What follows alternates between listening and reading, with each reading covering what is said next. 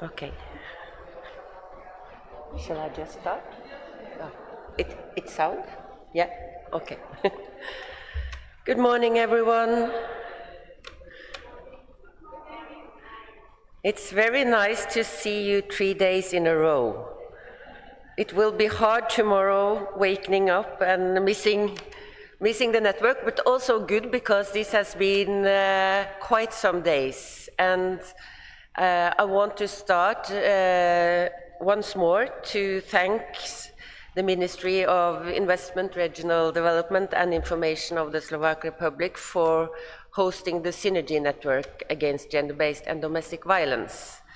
And I must really say that you have made such great program for us, and there has been something, as I understand, for all. So it's not easy to make such a huge conference and all feel that something is inspiring them and giving something back. So a very warm thank you on behalf of the whole network. And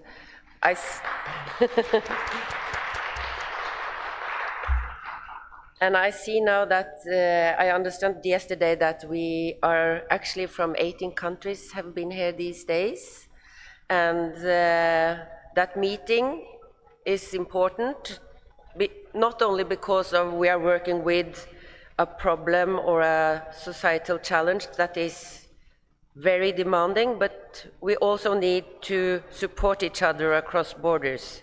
So this has been a fantastic 3 days, and also today the organizers have put together a very interesting program for us.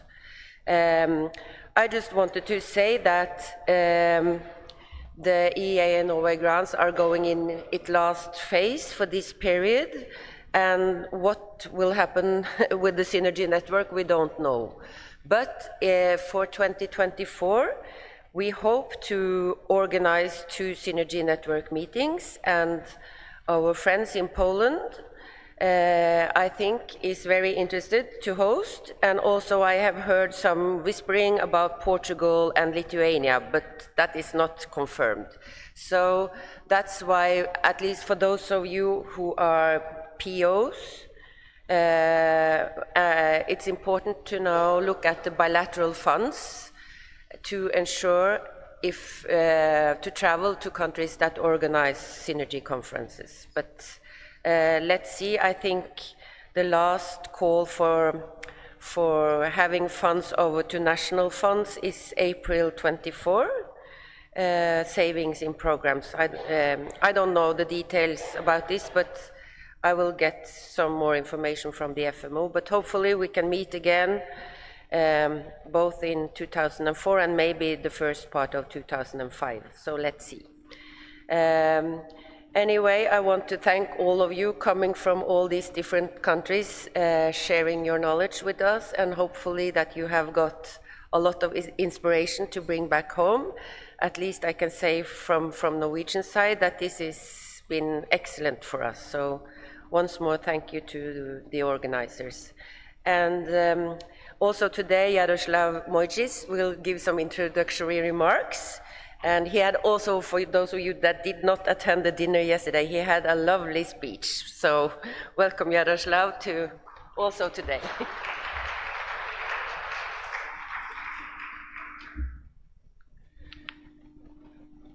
Ďakujem veľmi pekne, Lene. A je to už 3. príhovor za 2 dni. Je asi môj osobný rekord. Vážené dámy a vážení páni, a predsa len mi krátko ešte prosím dovolte prihovoriť sa vám v rámci záverečného dňa konferencie Synergy Network Meeting. A sme veľmi radi, že ste prijali pozvanie na túto konferenciu, ktorú sme ako správca programu Domáce a rodovo podmienené násilie v spolupráci s Ministerstvom práce, sociálnych vecí a rodiny, Koordinačno-metodickým centrom, Radou Európy a ďalšími partnermi pre vás pripravili. Tento program je podporený z grantov Nórska a štátneho rozpočtu Slovenskej republiky a jeho hlavným poslaním je predchádzať domácemu a rodovo podmienenému násiliu a poskytovať ochranu a pomoc tým, ktoré a ktorí ho zažívajú. Primárne prostredníctvom podpory bezpečných ženských domov a poradenských centier.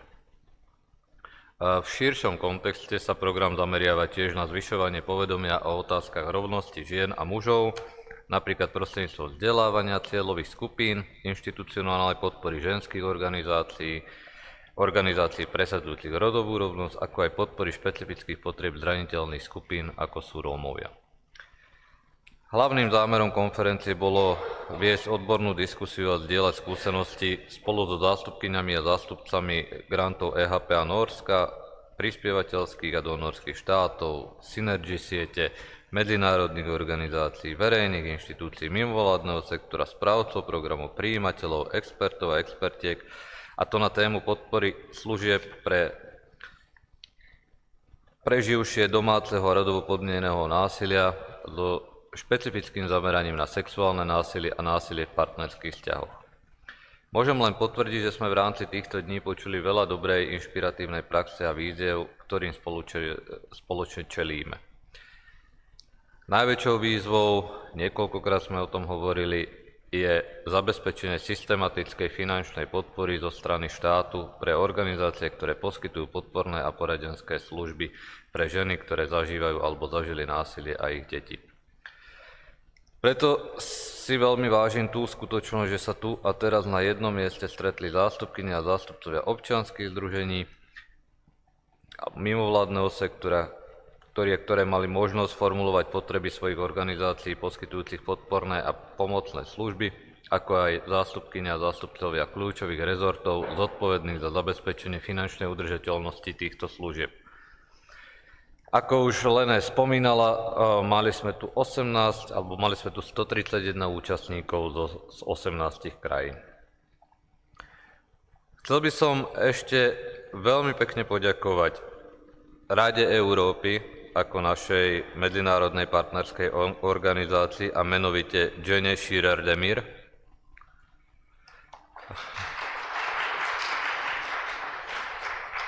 Naše poďakovanie samozrejme patrí aj Lene Nielsen z Norského ministerstva spravodlivosti a verejnej bezpečnosti a Freje Ulvestad Körky z Norského riaditeľstva pre zdravie a pani Barbore Burajovej z Koordinačno-metodického centra pre prevenciu násilia na ženách. Veľká vďaka nie len za to, že ste pri nás stáli počas tejto konferencie, ale za to, že s nami spolupracujete toľké roky a dúfame, že budeme môcť v tej spolupráci pokračovať aj do budúcnosti. Takže ďakujem vám veľmi pekne za pozornosť, prajem vám ešte príjemný posledný deň tejto konferencie a všetko dobré. Dovidenia.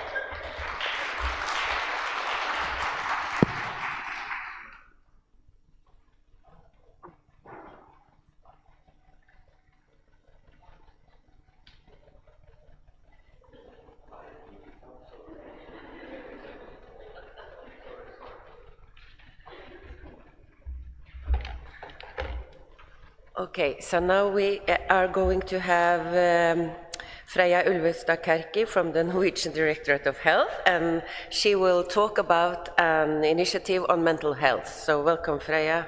The floor is yours. Thank you very much.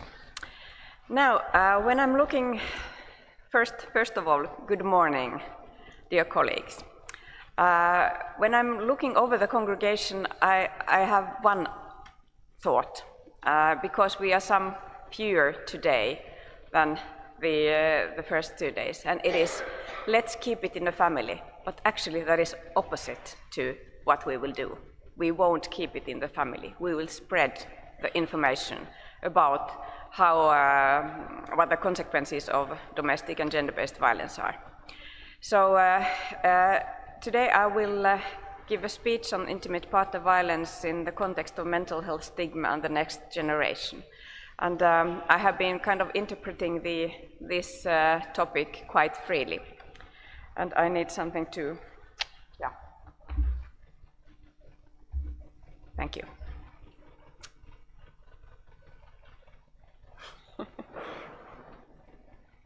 Something has happened with the laser. next one, please.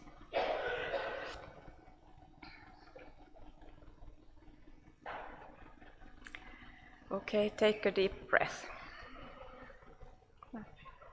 Ah. Oh. Don't point there. There. Oh. I point all I can.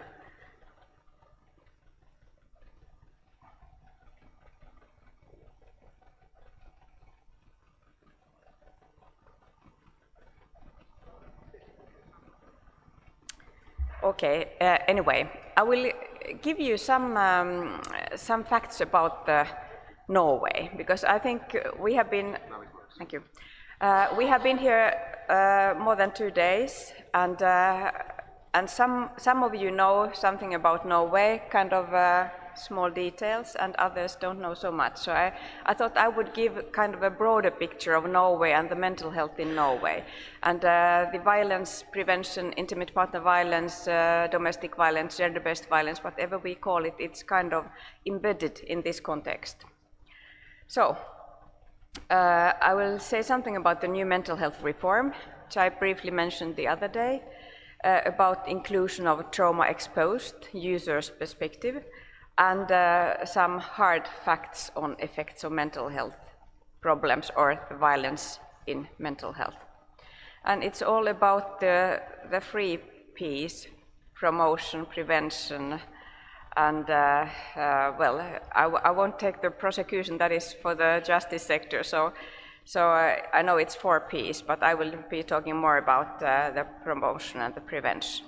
And the reintegration, which is also a very important part of it, because if we think about re-establishing normal lives, or as normal as possible after a traumatic incident, then we are really talking about the reintegration. The victims are not just being reintegrated in their own lives, they also have to be reintegrated in their networks and in the society in the whole. So, some basic facts. We are 5.4 million inhabitants, 11 counties, and divided in 356 municipalities. And as you see, it is a very long country, and 1/3 of the municipalities have fewer than 3,000 inhabitants. And this is, of course, something that is very strongly influencing the service provision.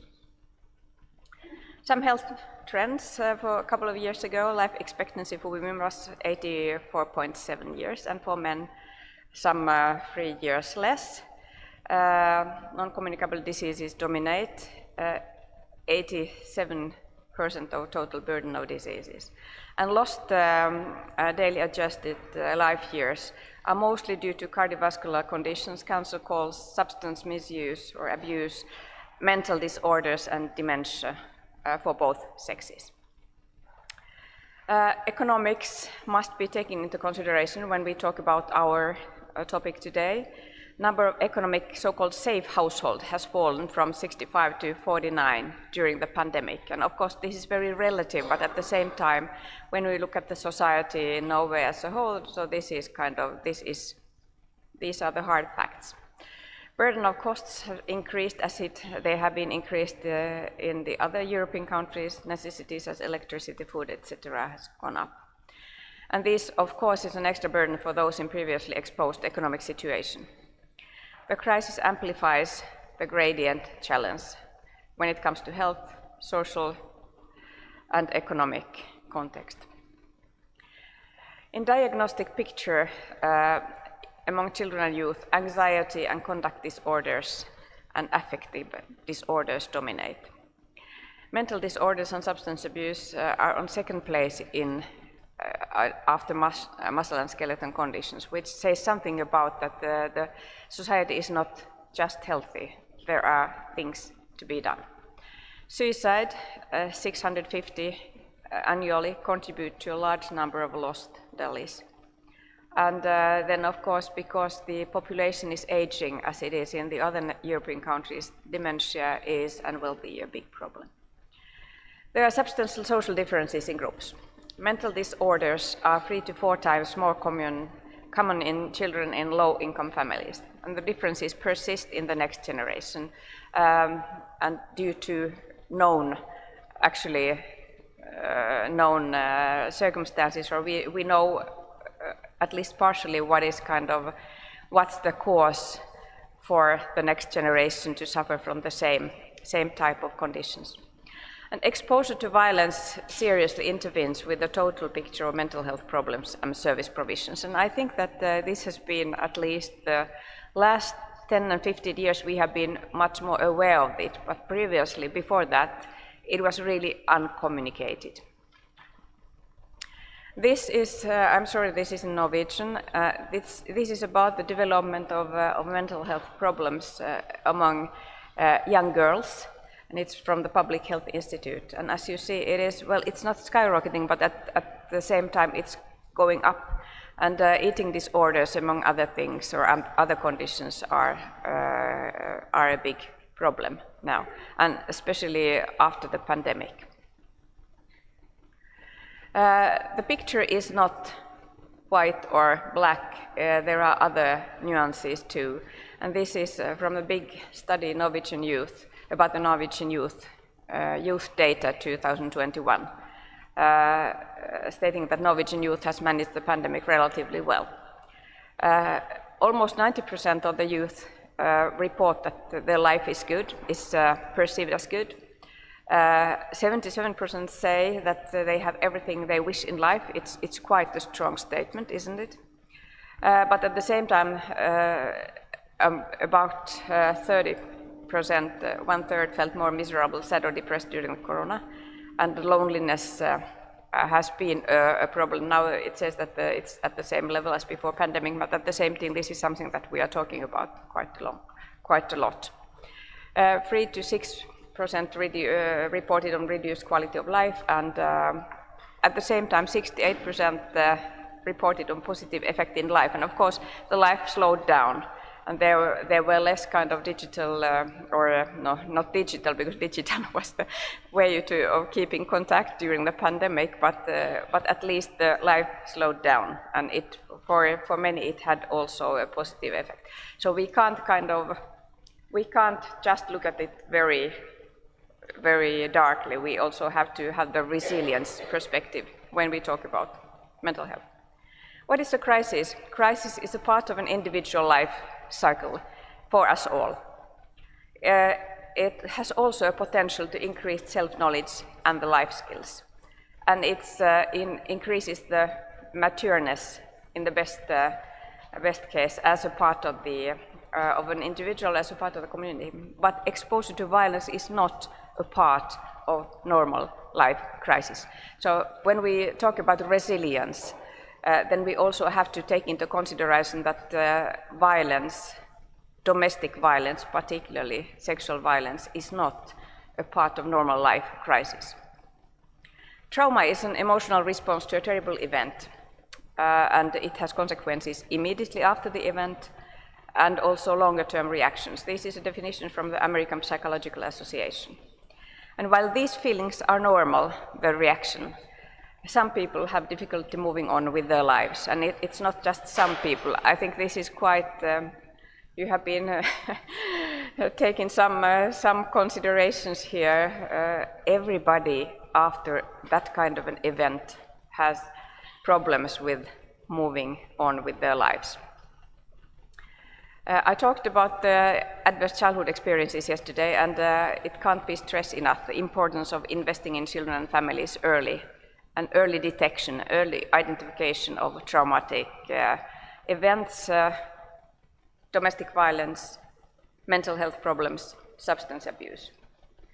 The more ACEs, adverse childhood experiences, a child has in her or his early years, the bigger the risk of developing problems afterwards. And it's not a surprise that we at last have been able to really see the consequences for the children in families with domestic violence, that they are victims, and their victim status has to be acknowledged, and it has to be treated. Our priorities are equality in services, short distance to services and easy access. And when you look at the map of Norway, short distance is a kind of relative, it's really relative. So there are several hours perhaps to the nearest shelter or crisis center, as we heard yesterday. And some has to even use a helicopter. Well, that is quite extreme, I think, but still, it takes hours and hours. But the most important thing is that the services are available somewhere, and that you can take yourself out from the situation. That is the most. Then, and that you know there is a hope that there are services to be accessed. We also need to have shared understanding for prevention and promotion between the different sectors. So the police and the health and the social, they need to have share the same view about what is prevention and what can be done. And not just prevention, what can be done after there has been an incident or a prolonged exposure to domestic violence. Perpetrators are also in strong scope for evaluation and for treatment, and that is something quite, it's not unique for Norway, but at least we have a very strong perception of that. We also need to do something with the perpetrators to to stop the cycle of violence. And we need a stronger involvement from service users. At the end of the day, the fact is that it's the service users that can tell what the good services are. What is the accessibility and what's the good quality in services? If we don't take that into consideration, I think we are just on a bureaucratic level or strategic level doing something else than what tactical level actually needs, what needs to be done at the tactical level. Back. The principles for early intervention are these. Maternal health care, I was talking about the early identification through, for example, the midwives meeting pregnant women and asking them about exposure to domestic violence, mental health problems, substance abuse. And what is interesting is that, yesterday when Solveig was talking about, from a perspective of the Norwegian Center on Violence and Traumatic Stress Studies, she used two words, what has to be in place to be able to give good services. It is knowledge and it is courage. And if both has to be present at the same time. So when we started the project of early identification in maternal health care, there was a study made by NKVTS about the attitudes in midwives about asking about domestic violence, because you need to have some courage to ask about it. And the results or the conclusions in the study were that more than 80% of the midwives said it's okay as long as we know how to ask and what to ask. And it means that they need training. It's you can't just plump and say, well, whatever you say in the context. You need to know how to ask, and you need to know what to do if there is a positive answer. That's important. Early education, schools has been a particular focus here, and it would have been nice also to have somebody from Norway from the school sector. We didn't have this time, but it's extremely important. And the early intervention in practice, it's no use of asking if you don't know what to serve, what to provide afterwards. Of course, you need to have somewhere to refer. You need to have information about the local providers, the local capacities. This is, again, risks at the glance. I like to use the social economical model from WHO. This is also related. The problems are at all these levels, and so should the interventions be. You will get these slides, so it's okay. Optimal situation in preventing stigma and preventing trauma, then. It is, as I stated, prevention of ACs at an early stage, building resilience, but not building resilience by victim blaming or by changing the responsibilities. And lastly, developing trauma-informed systems in municipalities and in specialized health services. Mental health reform, which is a 10-year reform I already mentioned, and the scope and purpose of this is the good mental health and quality of life for all, and accessibility and availability to good quality services. And this also includes, of course, those exposed to trauma. Some parameters, self-reported mental health problems in children and youth reduced with 25%, and as a self-reported, it's really we need to ask. Reduced number of children and youth dropping out of school and work life. This is kind of a background for socioeconomic problems later. And knowledge-based and low-key services in mental health and substance misuse, abuse in municipalities and in specialized health services. And we have also been struggling with waiting lists, long waiting lists to the specialized health services. And we are doing something about it. So we are trying to reduce, or the scope and purpose of this mental health reform is also to increase the accessibility to the services so that people don't have to wait. And of course, when it comes to people exposed to violence, the emergency health services are vital in their process. Stigma has been talked a lot about the last 2 days. Stigma about the violence exposure, but also stigma, the serious mental disorders or substance abuse.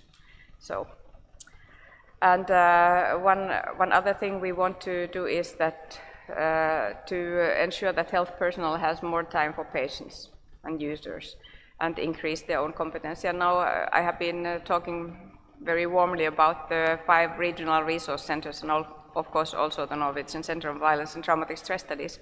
So we have kind of the knowledge, generating knowledge and disseminating knowledge. It's in a place and it must be kind of hands-on knowledge. So this is the white paper, health promoting environment is an important focus point. And women's health and mental health in youth are also very strongly in focus in this. So we have high hopes about what we can do. This is a very good example of mental health care which is given very fast in municipalities. It is without referral. And if you have needs in the mental health sphere, you can just go to your municipality and kind of activate this system. And it also, of course, goes for those exposed to violence. It's from the English Improving Access to Psychological Therapies model, and it targets people with mild to moderate mental health issues from 16 and upwards. And of course, mild to moderate, this is something that the service user is the best to judge. The service is free and no referral, as I said. It's an early intervention offering intensive treatment, stepped and mixed care without waiting time. And we have it in, I think, 88 municipalities of these 356. So not all municipalities have this, but still it's kind of, they are developing it in several municipalities. And then trauma-focused cognitive behavior therapy in specialized health services, children, youth, and adult. And NKVTS has been central in implementing this, and it's very important. When we talk about trauma-sensitive services, myself, I'm thinking backwards when it was very popular to give a ADHD diagnosis in the mental health services for children and youth, outpatient clinics. So, often what the professionals didn't take into consideration was that there might be a trauma. There might be a trauma in the family, there might be a trauma in the child. So I think we are really improving. Since 2012, we have been implementing this model, and I think we are really doing great, taking great steps to make the services more trauma sensitive. That was my last slide. This is from Svalbard, Spitsbergen. It's the northernmost part of Norway. Thank you very much.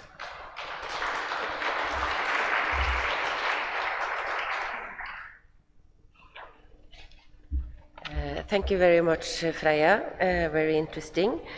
Now we are going to have a discussion on support of Roma women.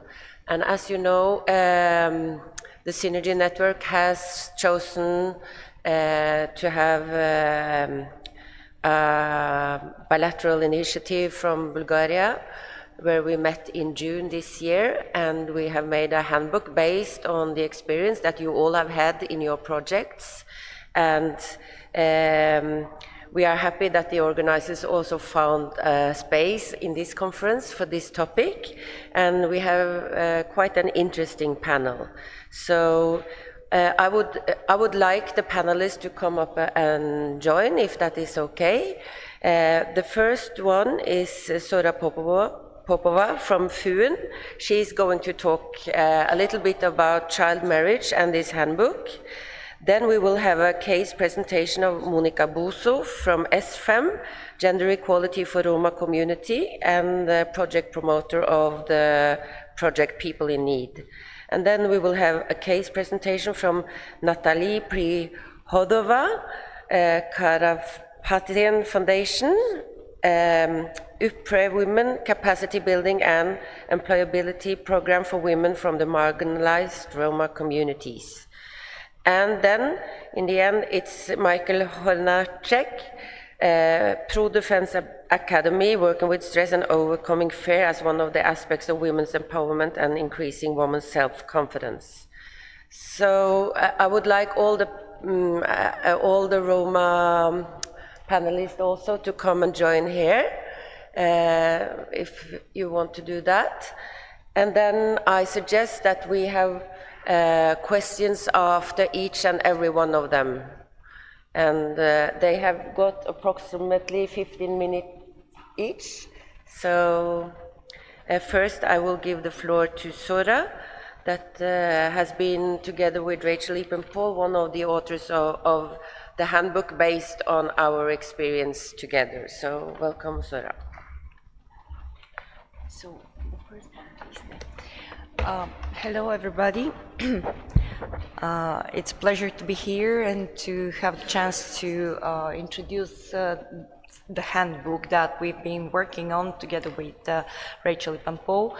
However, because of the topic of the handbook, and the topic is of Roma women and how we can better support them in their fight against domestic violence, and since the conference is also looking into at the topic of the sexual violence, I want very quickly, like within 5 minutes, to briefly touch upon the topic of child marriages, which is a very important and serious problem for Roma women, and in fact for Roma girls.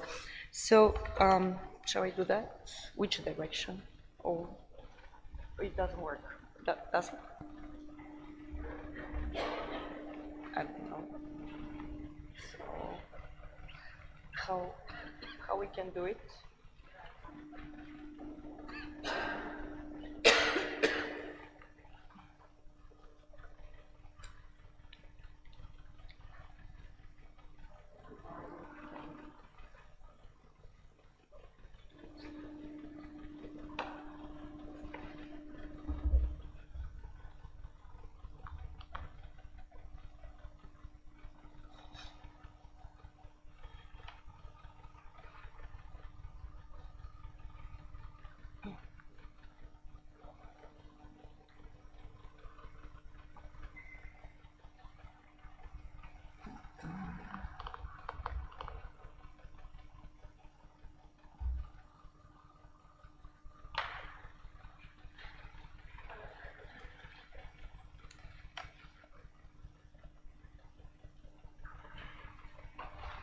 So not to waste time, because the presentation is very short. Okay, now it's moving, right? Okay. So according to the Universal Declaration of Human Rights, marriage shall be entered only with the free and the full consent of the intending spouses. However, child marriages among Roma have been overlooked for decades as a matter of culture and tradition. But the international law, also in the international instruments, are nowadays putting an emphasis on the fact that no culture can violate the human rights. So there's something which is called harmful cultural practices, which in fact are currently under they are like forbidden or trying to be eliminated. The harmful practices of violation of human rights that put women's and adolescents' sexual and reproductive health at risk, and this is a definition that has been used by the Office of the United Nations High Commissioner for Human Rights. The international instruments that also trying to regulate and to prevent child marriages, you can see them listed. Of course, these are some of the key documents there. What is a child marriage? It's a violation, at the same time, it's a violation of human rights, it's a violation of women's rights, it's a violation of child rights, it's unrecognized sexual abuse and exploitation of children. At the same time, it is intersectional violence against a person based on their gender, age, socioeconomic status, education, and often ethnicity. It's a violence with intersectional consequences because it affects negatively the development of a person, their health, their physical well-being, even their life sometimes when these young girls, they give birth. Worldwide, more than 650 million women alive today were married as children. And 1 in every 5 girls is married or in union before reaching age of 18.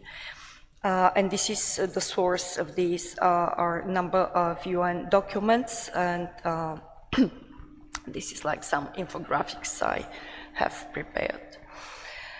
The Strategic Development Goal number 5, gender equality and women empowerment, also emphasizes that 1 in 5 young women are married before their 18th birthday. And for me, the most striking is that there would be needed more than 300 years to end child marriages. What is the situation among Roma communities? Here you can see some statistics from Eastern Europe and from the Balkans. And I would just like to focus your attention on Romania. Although there the percentage is 6.7, you need to take into account that according to estimates in Romania, there are more than 2 million Roma people. And assuming that half of them are girls, you can imagine, sorry, not girls, but women, you can imagine what for a large number of people it's, this 6.7% is. This is a very interesting chart from Eurostat, and this is the proportion of teenage mothers in 2015. The last 4 countries, which you can see as, with the top, like more than 12% of teenage mothers, these are from back to the front, Romania, Bulgaria, Hungary, Slovakia. These are one of like 4 out of the 5 countries with the highest Roma population in Europe. And at the same time, you can see Switzerland, Norway, and Ireland, the dark lines over there. And this is the teenage pregnancy in these countries according to Eurostat. So, what can be done? There are some, of course, there is no formula, there is no single method, but education for everybody, awareness raising, advancing legal protection and improving law enforcement, exchange of knowledge and positive practices, something what we do even during these 3 days, and targeted measures. So this is like the end of this presentation, if we can move to the other one. So if you want to do something, we should start today. And our handbook, in fact, focuses exactly on this need to develop a mechanism to put like the efforts, our joint efforts together to support each other in order that we can help Roma women to fight for their rights and to overcome negative situations they're exposed to. So the handbook, as we said already, I'm one of the authors, and my colleague Rachel Lipan-Powell is the other author. So we were the two experts involved in this project that was challenging, however, I think rewarding at the end of the day. And we are happy to be able to present this product to you. Okay, so the handbook, behind the handbook, this is a project so how it came into being. So behind the handbook is the Synergy Network Against Gender-Based and Domestic Violence, and it is based on the experiences of Roma women and NGOs of the Sami communities in Norway, the Council of Europe, and EEA and Norway grant stakeholders. How the process, how we worked and what happened during this process of 6-8 months, it was that first we started with a study visit to Council of Europe. Then there were 6 steering committee meetings involving different stakeholders, different actors from NGOs, from Roma communities, from Roma NGOs, and again Council of Europe and EEA and Norway grants. And this process kind of came into closure, like the first part of data collection during this international conference in Sofia in June 2023. Some of you were there and had the chance to listen to the presentations. In fact, during this conference, many positive cases were presented, which nowadays you can see them into the handbook. What is the purpose of the handbook? It is first to strengthen the EEA and Norway grants programs aimed at preventing and combating gender-based and domestic violence, because one of our goals was to present into this handbook, kind of to give also suggestion of both the donors plus the recipients of grant and beneficiaries, how they can better develop their program so that they can address the needs of Roma women. Then the second purpose is to foster the integration of the Roma women issue into programming, to facilitate the development of future programs and projects, and to support the program and project developers and the project managers during the implementation phase. The structure of the handbook, it is, you can see it here, there are 7 parts in it. We started with some explanation of basic concepts so that we make sure that everybody is on the same page when looking into the handbook. Then the second part looks into the active involvement and participation of Roma women. In fact, explains why it is important and how it can be improved. And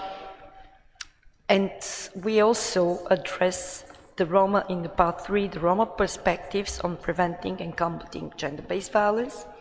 Part 4 looks into some positive practices and targeted measures to address the challenges faced by Roma women. In part 5, you will see a very long list of resources that was kindly, most of them were kindly provided by the Council of Europe. And we are very grateful to the colleagues because with the PDF version, this online version of the handbook, you can directly access via the links all these resources.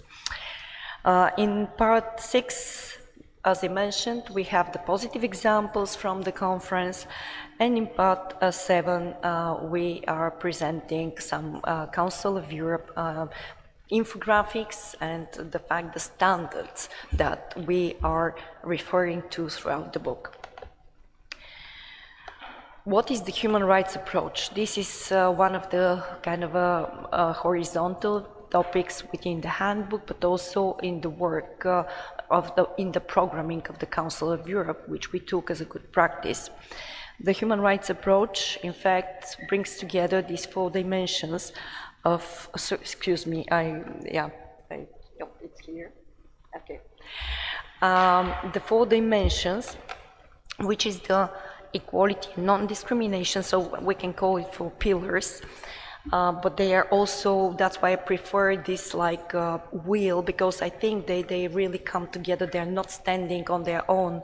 So it is the equality and non-discrimination, accountability, transparency and access to information, and participation and inclusion. So how does this relate to the handbook?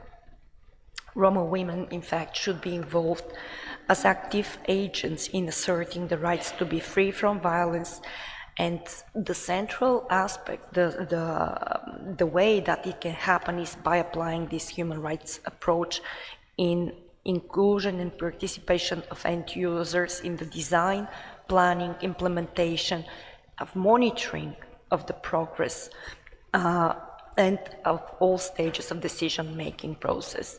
So in fact, if we would like to have really a meaningful participation of Roma women in the process, we need to involve them in all these stages, and not to forget that it's not a good practice that we do something for them. It's good practice that we teach them and we together do something and we get them involved in changing their own lives as well.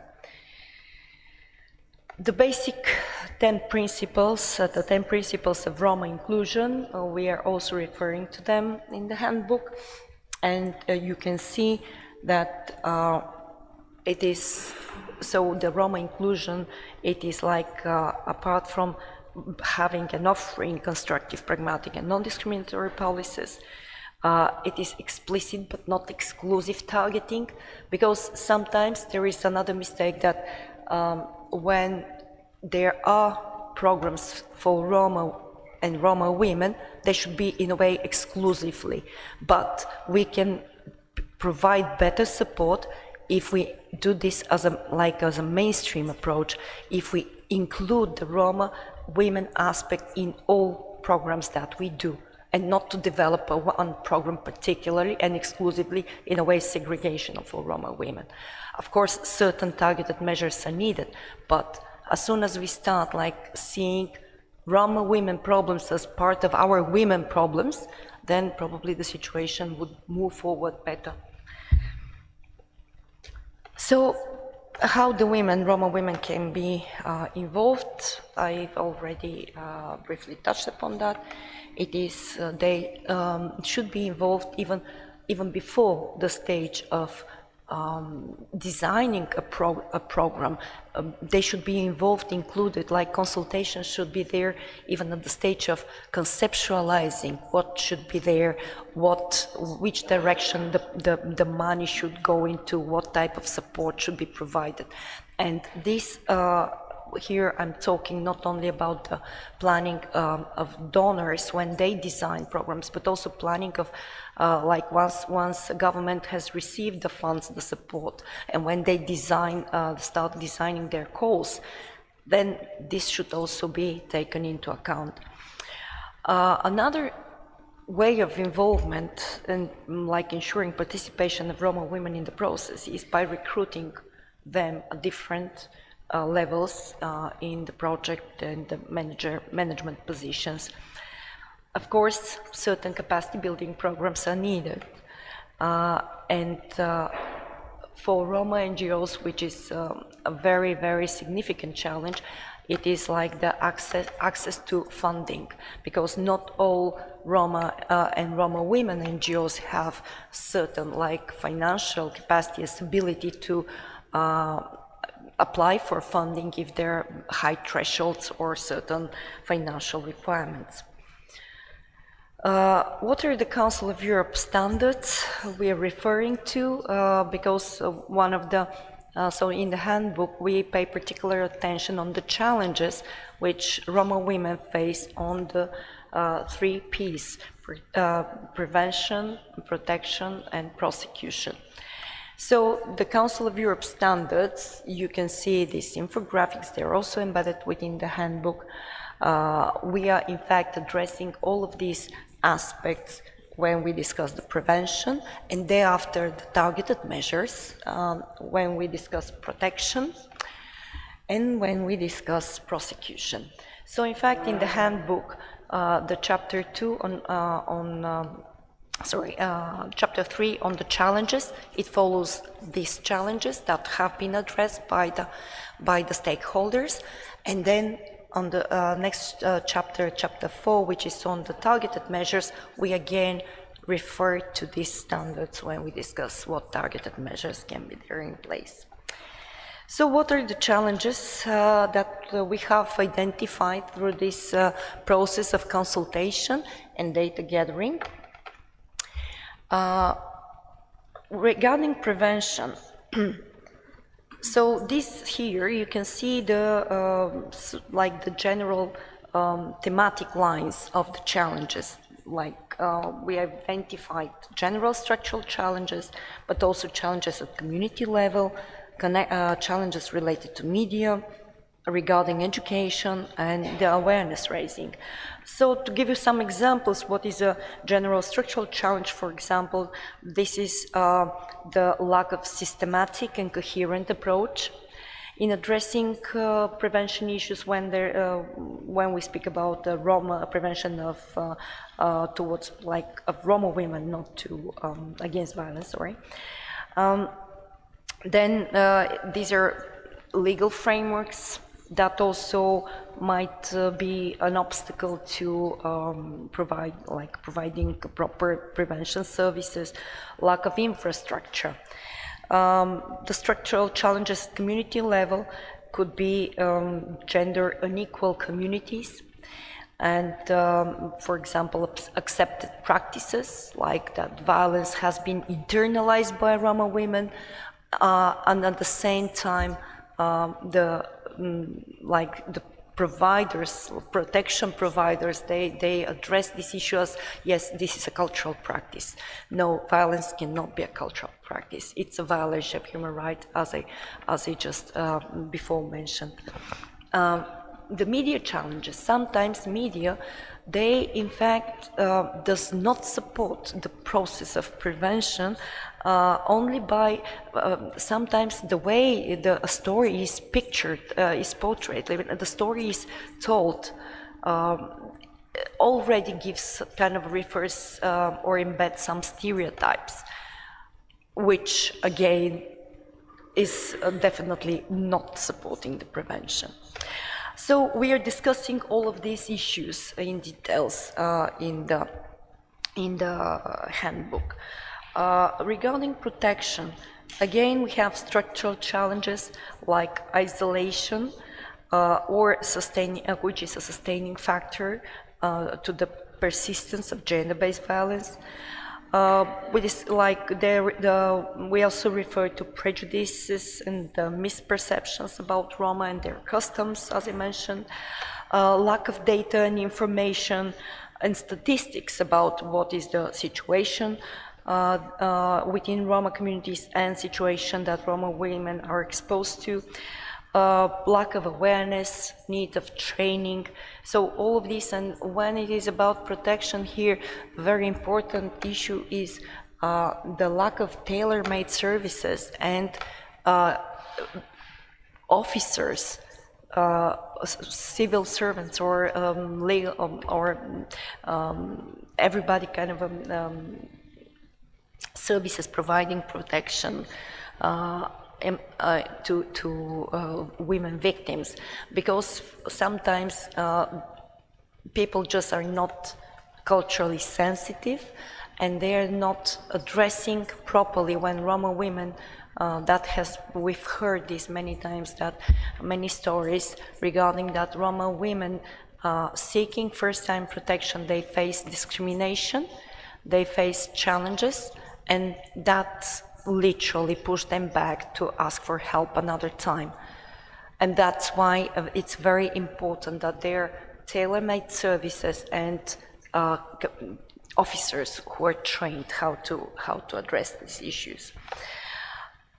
The prosecution, the challenges related to prosecution, Again, we have here a very interesting structural challenge of language barriers, because sometimes, yes, we know, not all Roma women can use the language of the countries they live well, and when they go to court, they just cannot articulate properly what is the situation, what is the problem.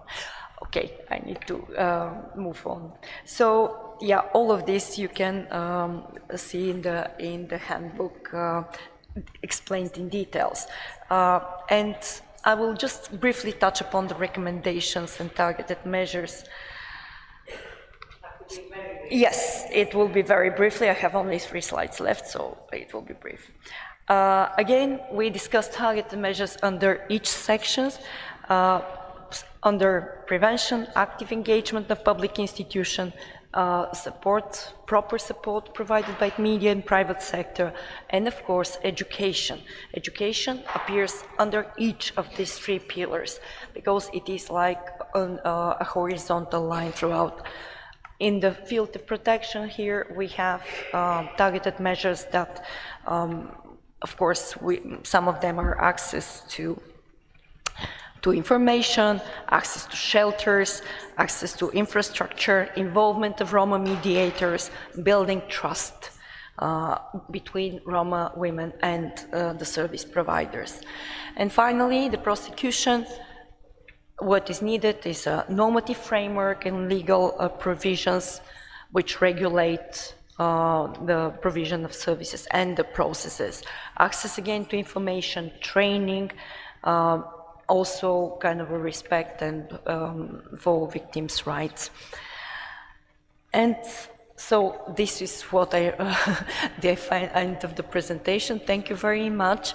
I hope you will find the handbook useful, and it is a document into development, so probably in some time we will have to update it with some more information, but I hope for the time being you will make use of it. Thank you.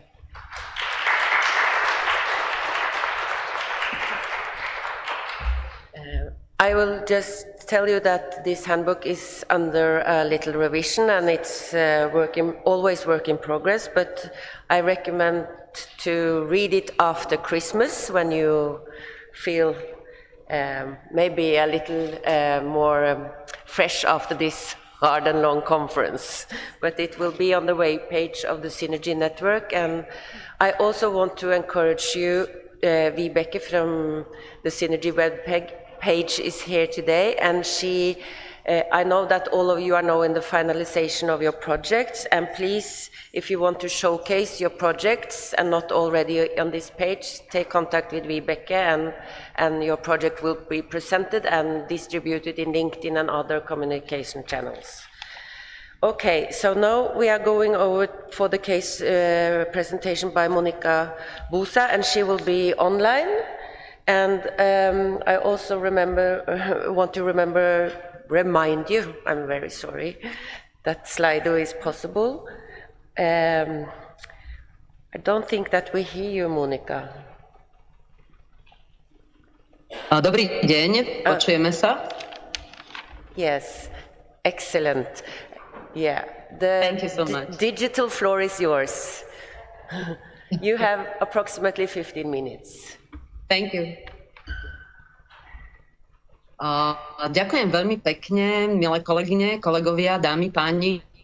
Som veľmi rada, že napriek chorobe môžem sa zúčastniť tejto konferencie. Je mi ľúto, že nesedím medzi panelistkami a panelistami. Asi len panelistky sú to.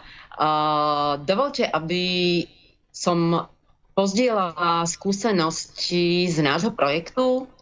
Nebudem prezentovať veľmi konkrétne aktivity, ale možno skôr nadviažem na to, čo hovorila Zora, a budem zdieľať naše východiska pre prácu s rómskymi ženami v oblasti posilňovania, v oblasti rodovej rovnosti. Pokúsim sa v tejto chvíli zdieľať prezentáciu. Verím, že sa mi to podarí. Zdá sa, že áno. Tak môjim zámerom je naozaj podeliť sa s vami o skúsenosti z nášho projektu Ide o projekt, ktorý nesie názov Rodová rovnosť pre rómske komunity a realizujú ho 3 organizácie. Hlavným realizátorom je nezisková organizácia Človek v ohrození, ktorú reprezentuje koordinátorka Natália Glončáková, ktorá je v auditóriu. A priamo sa na realizácii podieľa 5 komunitných centier na východe Slovenska. O niektorých z nich budem ešte ďalej hovoriť. Organizácia SFEM, ktorú zastupujem ja a moja kolegyňa Ľubka Libáková. A my vlastne sme garantkami tej problematiky rodovej rovnosti. Organizácia Vyrovnávanie šancí, reprezentovaná Jankou Urban a Editou Kovářovou, ktoré sa dlhodobo venujú práci v marginalizovaných rómskych komunitách. Nesmiem zabudnúť ani na naše partnerky, ktoré pochádzajú priamo z komunít, stali sa miestnymi líderkami, pomáhajú nám realizovať naše aktivity. Sú to ženy, ktoré žijú vo vylúčených komunitách v blízkosti obcí Petrovany. Tam s nami spolupracuje Monika Balogová. Kojatice, spolupracuje s nami Helena Spáčilová. V komunite pri Sveržove spolupracuje s nami Eva Kaľová a z Rožkoviec sa podieľa na realizácii aktivít Iveta Maľarová. Moja prezentácia bude aj pestrofarebná, pretože som sa rozhodla vyzdobiť ju ilustráciami detí z vylúčeného prostredia, ktoré často aj ja sama využívam v aktivitách nie len v rámci tohto projektu, ale aj v ďalších. To, čo je pre nás ako východisko, sú také inšpirácie z predchádzajúcich skúseností. Predovšetkým z praxe, ktorú už dlhodobo realizujú komunitné centrá v spomínaných lokalitách. Významnou inšpiráciou pre mňa osobne a pre tento projekt boli biblické skupiny žien v komunitnom centre vo Sveržove, ktoré sú iniciatívou žien samotných. Rómske ženy začali diskutovať o Biblii a o biblických ženách spôsobom, ktorý ukázal veľmi silný potenciál aj na podporu rodovej rovnosti. Diskutovali rodové aspekty v príbehoch z Biblie, ale ukázali sa tieto skupiny ako veľmi silné v tom, že rozvíjali participáciu rómskych žien, ich vlastné potreby. A inšpiratívne boli aj v tom, že prizvali aj ženy z majority, ktoré začali dochádzať do komunít rómskych, aby sa mohli spolu podieľať na týchto aktivitách.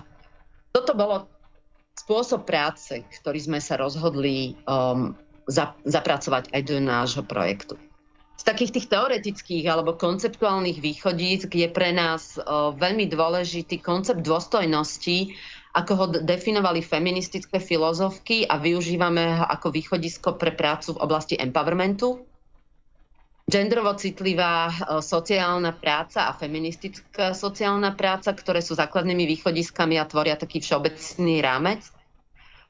Ale obsahové a to, akým spôsobom chceme pracovať, vychádza z feministickej etiky starostlivosti, hlavne tak, ako ju definovala Joan Tronto, ale aj Selma Sevenhuizen.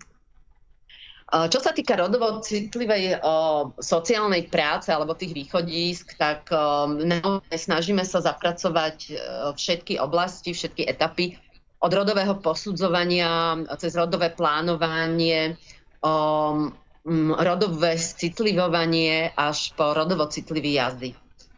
Som veľmi vďačná aj donorom za to, že schválili náš projekt v podobe, akom sme ho predložili. My sme sa totiž rozhodli, že naozaj dáme priestor samotným ženám v komunite, aby prichádzali s vlastnými nápadmi na aktivity. Viete si veľmi dobre predstaviť, že ak žiadate podporu na projekt, kde nemáte úplne detailne popísané aktivity, je to isté riziko. Napriek tomu si veľmi cením dôveru, ktorú tento projekt získal a hlavne dôveru v to, že tieto aktivity budú naplnené naozaj tým, čo si predstavujú a čo potrebujú ženy samotné. Toto vnímam ako veľmi silný aspekt nášho projektu, ako silný pilier toho, akým spôsobom pracujeme.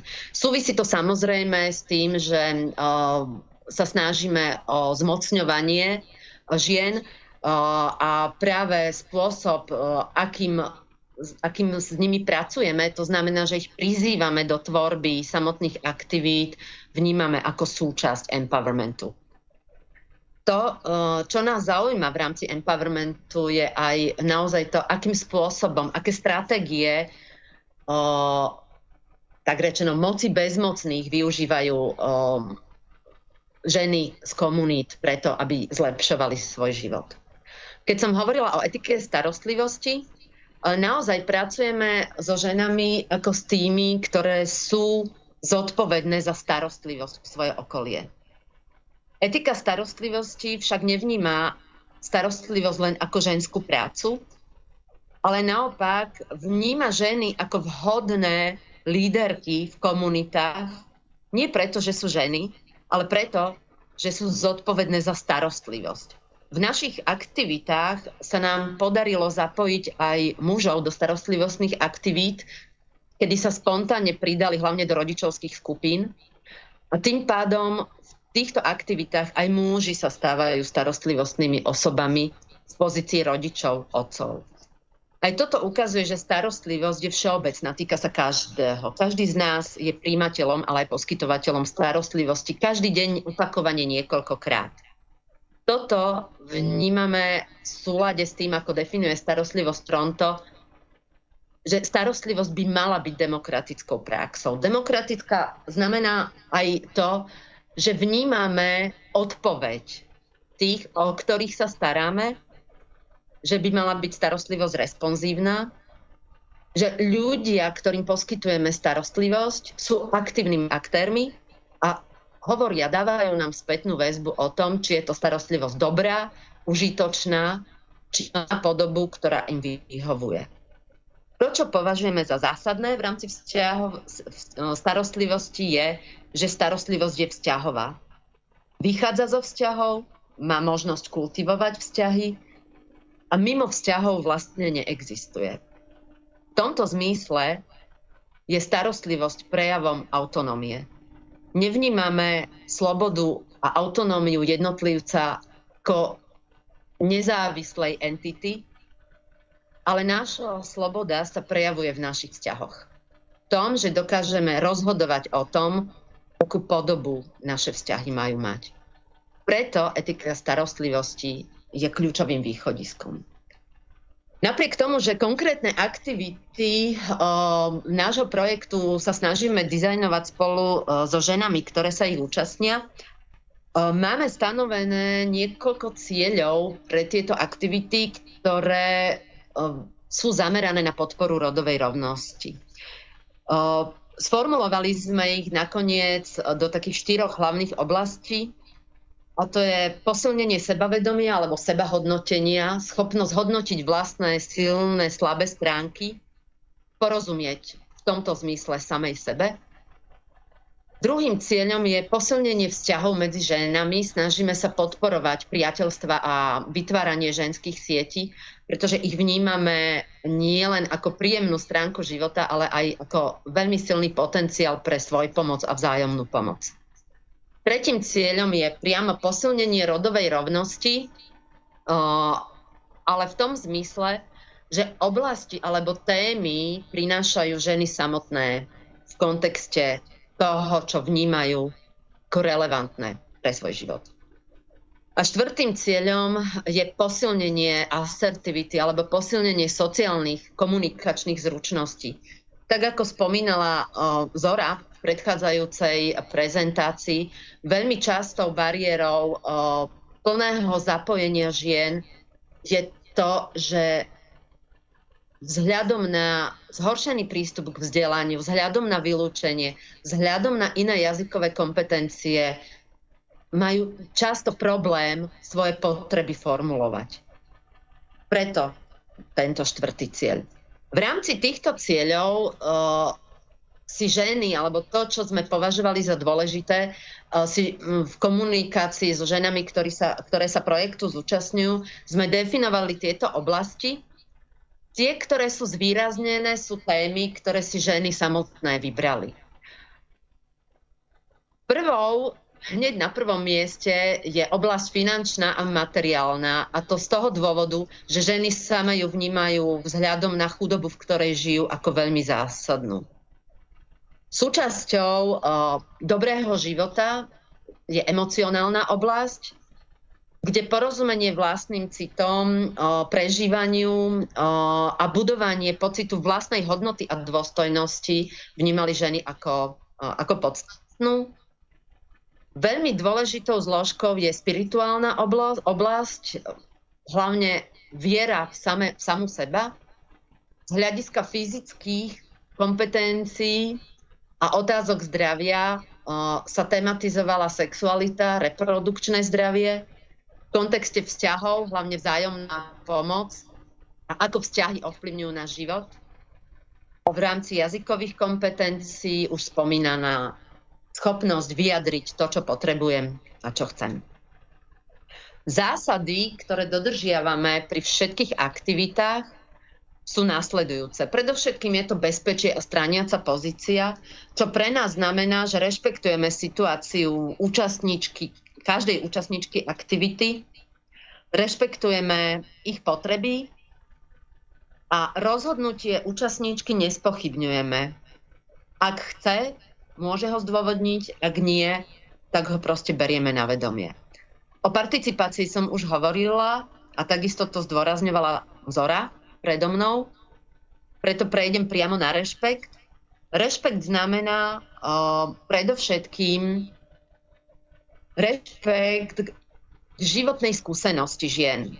Súčasťou rešpektu je aj zdieľanie jedinečnej životnej praxe a vzájomné učenie sa. Nehodnotíme rôzne životy, rôzne udalosti ako vhodnejšie alebo menej vhodné, užitočnejšie alebo menej užitočné. Ale v každej skúsenosti sa snažíme nájsť niečo, čo môže byť inšpiratívne alebo užitočné aj pre ostatných.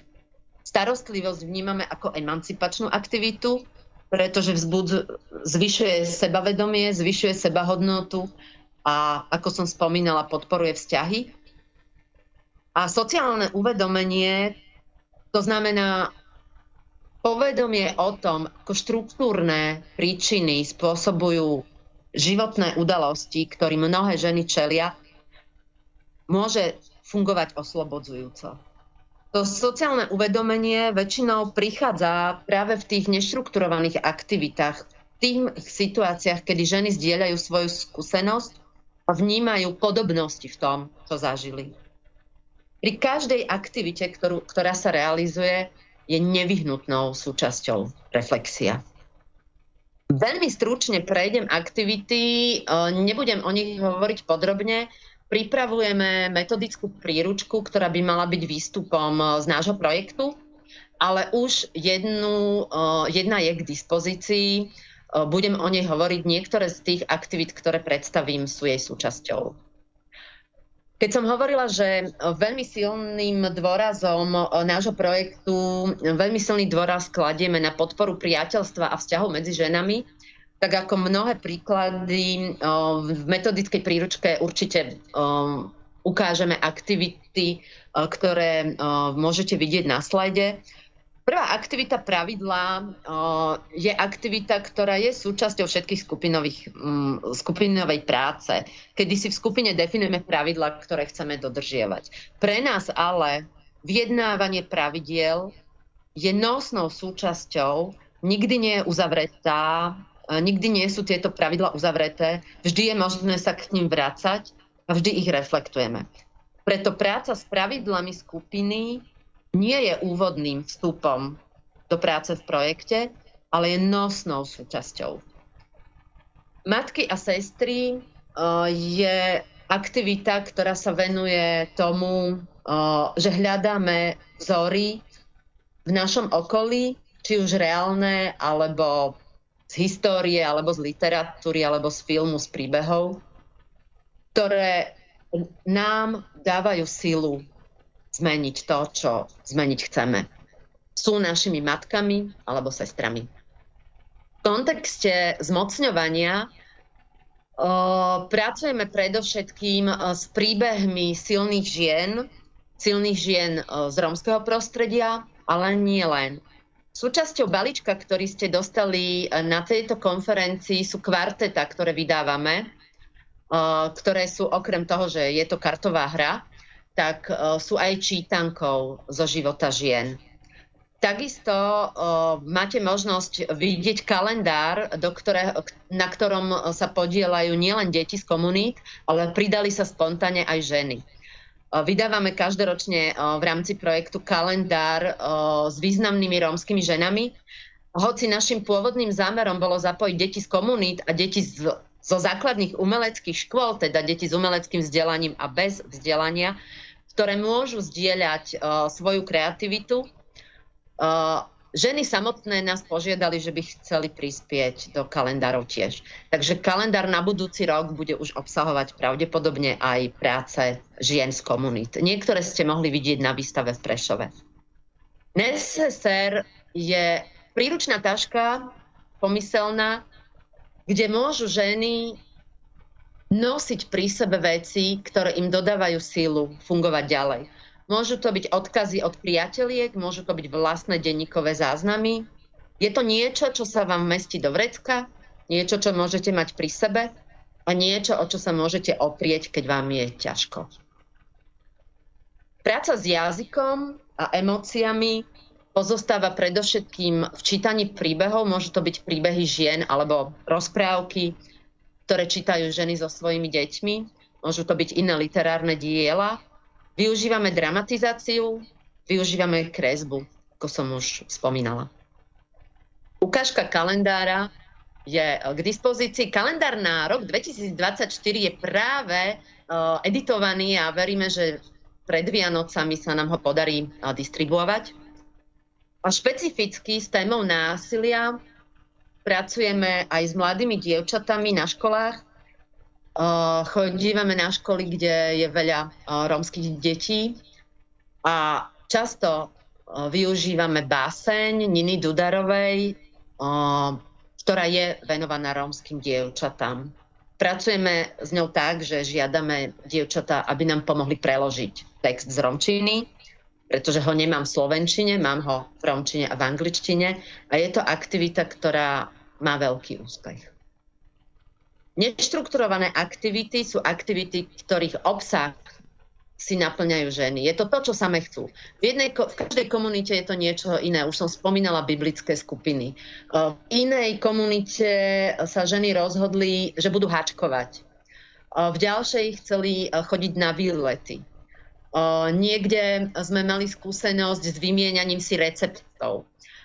Mali sme pozvané aj pracovníčky, ktoré pomáhali s úpravou účesov alebo nechtami. Mali sme prednášky, ktoré sa týkali zdravia, aj sexuálneho a reprodukčného. Ide ale o to, že o obsahu rozhodujú ženy samotné. Pretože veríme, na rozdiel od tohto citátu, že priateľstvo medzi ženami nie je iba hrané, ale je nevyhnutným predpokladom preto, aby sa život žien zlepšil. Môžete nájsť už vydanú metodickú príručku z iného projektu, ktorá je k dispozícii online a verím, že skúsenosti z tohto projektu sa nám podarí zahrnúť aj do novej metodickej príručky, ktorá vyjde v apríli. Ďakujem veľmi pekne za pozornosť. A pokúsim sa zastaviť zdieľanie, snáď sa mi to podarí.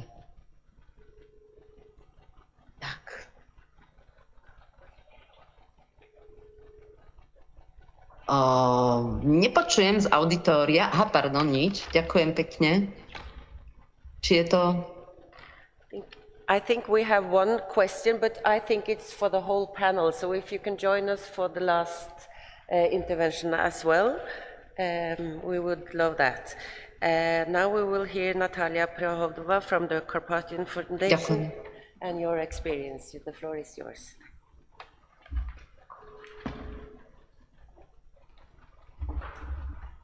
Ďakujem.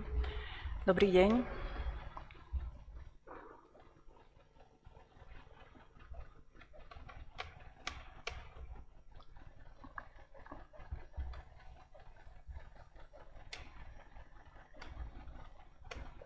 Dobrý deň, teda ešte raz. Moje meno je Natália Príhodová. Pracujem v Karpatskej nadácii na programe U pre ženy, ktorý vám dnes aspoň veľmi stručne predstavím. Program U pre ženy je pomerne mladým, novým programom v Karpatskej nadácii, ktorý realizujeme prostredníctvom projektu s rovnomenným názvom U pre ženy, program rozvoja a zvyšovania zamestnateľnosti žien z marginalizovaných rómskych komunít. Keď teda vravím, že je to pomerne taký nový projekt, program, ktorý realizujeme, tak je to teda len od januára minulého roka, kedy sme začali s realizáciou tohto projektu v 2 lokalitách, v Dobšine a vo Veľkom Krtíši, za pomoci našich partnerov Detstvo deťom, Komunitné centrum menšín a Agentúra práce Banskobystrického samosprávneho kraja, ktorí nám zabezpečovali jednak veľkú časť vzdelávacieho programu, taktiež zabezpečovali prácu so zamestnávateľmi, ale aj veľmi potrebnú prácu priamo v lokalite a v teréne. A od septembra tohto roka sme začali s realizáciou tohto projektu aj v Košiciach na Luníku 9, a to v spolupráci s organizáciou ETP Slovensko.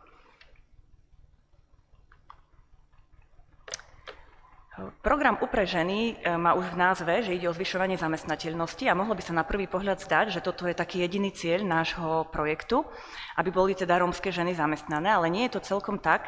Zamestnané rómske ženy sú z nášho pohľadu takým nejakým vzdialeným výsledkom, ku ktorému by sme sa chceli dopracovať, ale predtým, ako sa to teda podarí, čo zatiaľ nie je úplne realita, že rómske ženy budú naozaj pracovať približne minimálne tak, teda ako nerómske ženy, tak je k tomu ešte veľmi ďaleká cesta a snažíme sa v programe a projekte U pre ženy o to, aby rómske ženy boli posilnené a aby vôbec pripustili, že ich životnou rolou môže byť aj niečo iné ako to, čo je im spoločnosťou často prisudzované a čo častokrát same vnímajú ako jedinú možnú životnú rolu, a to je byť matkou, a aby vôbec aspoň pripustili, že aj rómske ženy môžu byť pracujúce ženy. Snažíme sa o to pomerne takým komplexným balíkom aktivít, ktoré realizujeme v tomto projekte, od vzdelávania rómskych žien cez mentoring, ktorým je poskytovaný, prácu so zamestnávateľmi, verejné podujatia, ktoré majú za cieľ zmierňovanie a prekloňovanie rozdielov medzi Rómami a nerómami.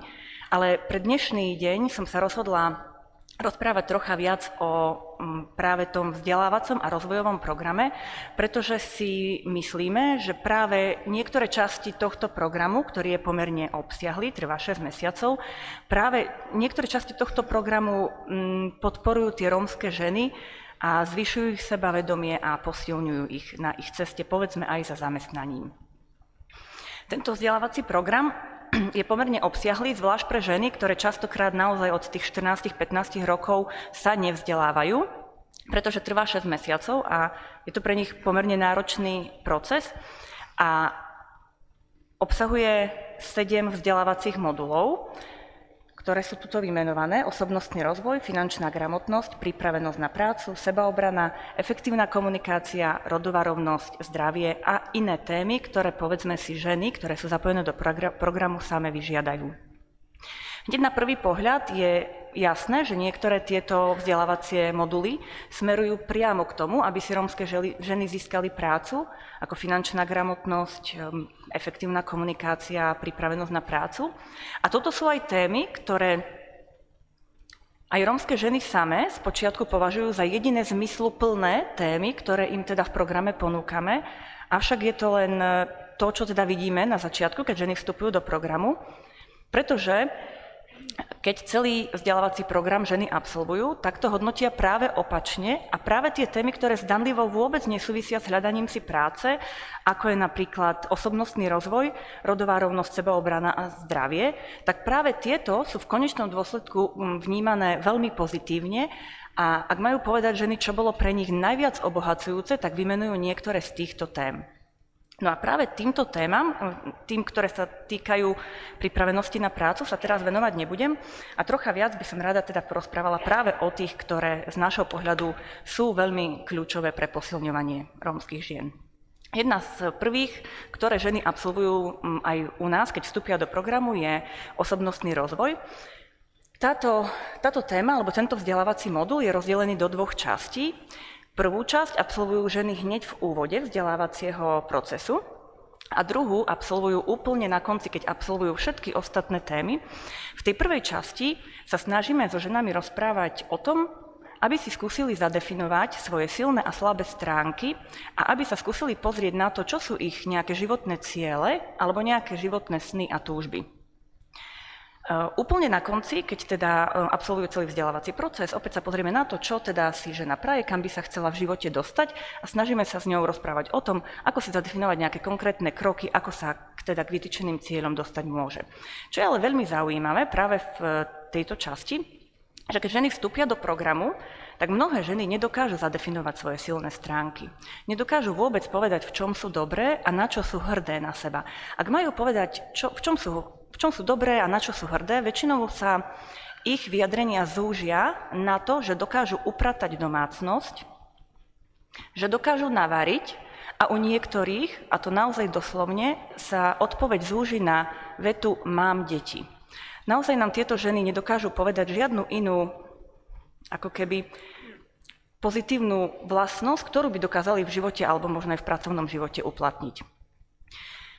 Nie je to úplne nejaký obrovský posun, ale povedzme, že po tých 6, 7, 8 mesiacoch intenzívnej práce dokážu ženy o sebe hovoriť v akomsi pozitívnejšom zmysle a vidia nejaký taký pozitívny sebaobraz a taktiež dokážu zadefinovať nejaké svoje životné ciele, lebo to je tiež niečo, čo nás veľmi prekvapilo, že v tom úvode ženy akoby nemali žiadne sny a ak nejaké majú a o niečom uvažujú, že by chceli, aby sa im niečo podarilo, tak je to takmer vždy úzko pripojené na zlepšenie ich bývania. Takmer žiadna žena, alebo možno úplne, že žiadna, nám naozaj neodpovedala nič iné ako to, že by chceli zlepšiť svoje bývanie. Ďalším takým veľmi zaujímavým modulom je zdravie ženy, ktoré taktiež na prvý pohľad možno aj vôbec nesúvisia s hľadaním si práce, ale zrovna tento modul, kde sme sa venovali jednak fyzickému, reprodukčnému, sexuálnemu zdraviu a taktiež nejakému psychickému zdraviu, psychickej pohode a psychohygiene, tak tento modul bol pre ženy naozaj veľmi obohacujúci, pretože sme zistili, že úplne najzákladnejšie veci, o ktorých by si naozaj každý myslel, že každá žena to musí teda vedieť, tak tieto ženy tieto informácie nemali. Mal asi najväčšie zastúpenie zo všetkých vzdelávacích modulov práve tento modul, ktorý sa týkal zdravia. Zaujímavé bolo, že na otázky a témy psychickej pohody a psychohygieny nedokázala odpovedať asi žiadna žena, keď mala rozprávať o nejakej starostlivosti o seba a o tom, čo robí teda, preto aby sa cítila fajn, tak naozaj takmer žiadna, alebo úplne, že žiadna nedokázala na tieto otázky odpovedať, ako by ani nedokázali uchopiť, že také niečo existuje, že sa nad tým vôbec môžu zamýšľať. Čo sa týka fyzického a reprodukčného zdravia a nejakých pohlavných chorôb antikoncepcie, tak tam prevládali obrovské, častokrát až také by som povedala, že mýty, ktoré tie ženy nemali nejak vysvetlené. A samé ženy si napríklad pýtali diskusiu s gynekologom, kde, ako nám same povedali, dostali odpovede na otázky, ktoré sa naozaj že dlhodobo, a to myslíme roky, nie že trápi mesiac, ale naozaj niekoľko rokov mali nezodpovedané otázky, ktoré sa báli alebo hanbili opýtať, tak teda si vyžiadali takúto diskusiu a výsledkom bolo, že nám vedeli jasne povedať, ktoré informácie získali, ktoré doposiaľ naozaj nemali o tom vedomosť, nemali vedomosť o nejakých preventívnych opatreniach. A dokonca ženy popisovali, že po takýchto stretnutiach, tieto stretnutia týkajúce sa zdravia boli 3 alebo 4, sa naozaj niektoré po dlhých rokoch prvýkrát prihlásili na preventívne prehliadky k lekárom. Čo je síce možno z pohľadu majoritnej spoločnosti naozaj že bežná vec, ale u týchto žien sme to považovali za veľký úspech, ak naozaj boli schopné urobiť takýto krok a začať sa starať o svoje zdravie. Ďalšou témou, ktorá bola od začiatku veľmi diskutovaná, v tomto prípade asi skôr, povedala by som, že odbornou verejnosťou, či teda otvárať tému rodovej rovnosti a rodovo podmieneného násilia v rómskych komunitách, že čo to teda prinesie, čo to prinesie tým organizáciám, ktoré priamo v tých rómskych komunitách pracujú a čo to prinesie tým samotným ženám, ak sa začneme rozprávať o týchto témach. A podobne ako pri téme zdravie, tak aj pri tejto téme ženy popisovali, že mali konečne možnosť v relatívne bezpečnom prostredí rozprávať o týchto témach a dozvedeli sa samozrejme nejaké teoretické poznatky, ale čo z nášho pohľadu bolo úplne pre tie ženy naozaj také prevratné zistenie, taká vec, ktorá sa naozaj opäť nám možno bude zdať akože banalita, ale úplne prevratné zistenie pre tie ženy bolo, že existujú organizácie, ktoré pracujú so ženami, ktoré zažívajú násilie. Že existujú organizácie, ktoré im môžu pomôcť a že existujú organizácie, ktoré aj keď nesídlia priamo v tej dedinke alebo v tom meste, kde tie ženy žijú, aj napriek tomu im tí ľudia z tej organizácie budú ochotní poradiť alebo pomôcť. Toto bola pre nich asi najprevratnejšia myšlienka, alebo najprevratnejšie zistenie, ktoré teda tie ženy mali konkrétne v tejto téme. A čo sa týka diskriminácie, lebo táto téma zahrňala aj diskrimináciu, nebola úplne že diskriminácia na základe rodu, ale bola to diskriminácia všeobecne, tak tuto bolo pre ženy zaujímavé počuť, že diskriminácia nie je v poriadku, že diskriminácia nie je normálna a že to nie je úplne OK a bežná vec, že sa to v spoločnosti deje. Že aj keď sa to zdá, že je to spoločnosťou tolerované, tak stále sú to organizácie a dokonca zákony, ktoré teda nás chránia pred tým, aby sme zažívali diskrimináciu. Posledný modul, ktorý som si vybrala pre dnešný deň, je sebaobrana.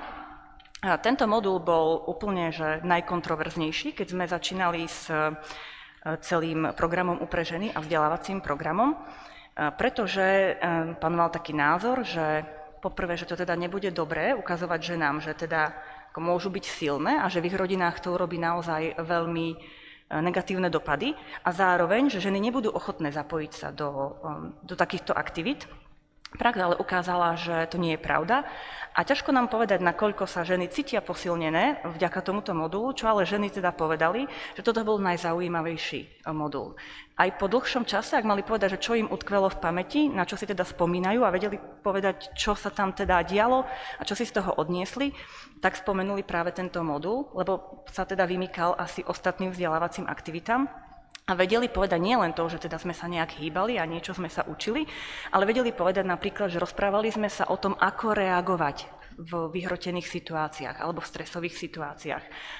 Takže paradoxne, to, čo by sme čakali, že ženy, ktoré vstupovali do programu s tým, že sa idú učiť písať životopis a nacvičovať si pracovný pohovor a komunikáciu so zamestnávateľom, tak po 7-8 mesačnom vzdelávacom procese práve úplne opačné moduly a opačné témy hodnotili ako veľmi, veľmi prínosné. A niektoré dokonca tie témy, ktoré sa týkali priamo tej nadväznosti na prácu, vôbec nespomenuli, že by to bolo niečo, čo ich obohatilo, čo je také zaujímavé pre nás, ale každopádne akokoľvek to má tú ženu posilniť, tak je to fajn, ak teda sú to aj iné témy, ako sme predpokladali. No a úplne na záver, teda mojej prezentácie by som to zhrnula do toho, čo teda je vlastne našim cieľom. A našim cieľom teda je, ako som už vravala, posilňovať rómske ženy smerom k rozširovaniu ich obzorov, rozširovaniu ich názorov, k zmene postojov, posilňovať rómske ženy v zvyšovaní sebavedomia, zvyšovaniu ich mobility a možno niekde úplne v ďalekej budúcnosti vidieť rómske ženy ako silné, sebavedomé ženy, ktoré sú schopné a ochotné robiť rozhodnutia, preberať zodpovednosť za svoj život a ktoré sú možno niekde v ďalekej budúcnosti aj takými líderkami, ktoré teda menia svoje životy, životy svojich rodín a životy svojich komunít. Ďakujem.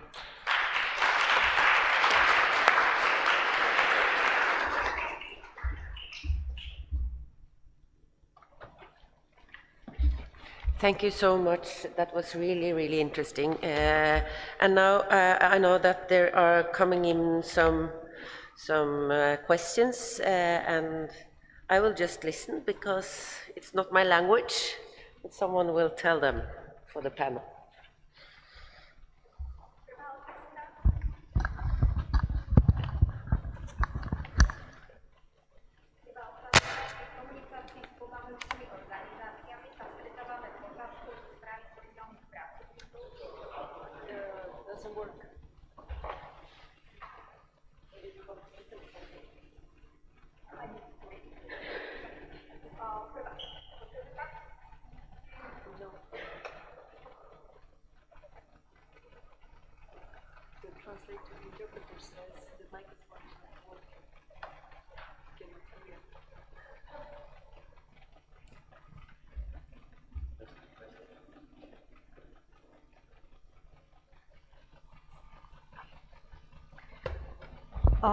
Prvá otázka. Pri komunikácii s pomáhajúcimi organizáciami sa stretávame s otázkou zo strany sociálnych pracovníkov, či ide o rómsku klientku.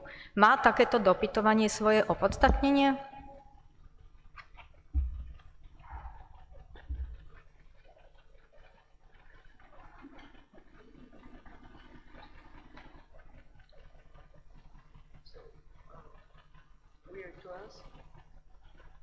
To the panel, but maybe it needs to be repeated, or do you want to try?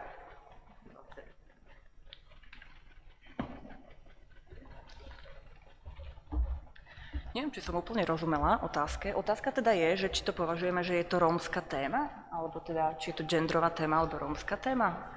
Klientka. Či sa jedná o rómsku klientku? Či je táto otázka opodstatnená? Nemáme informáciu k tomu. Ešte raz sa môžem poprosiť, či je.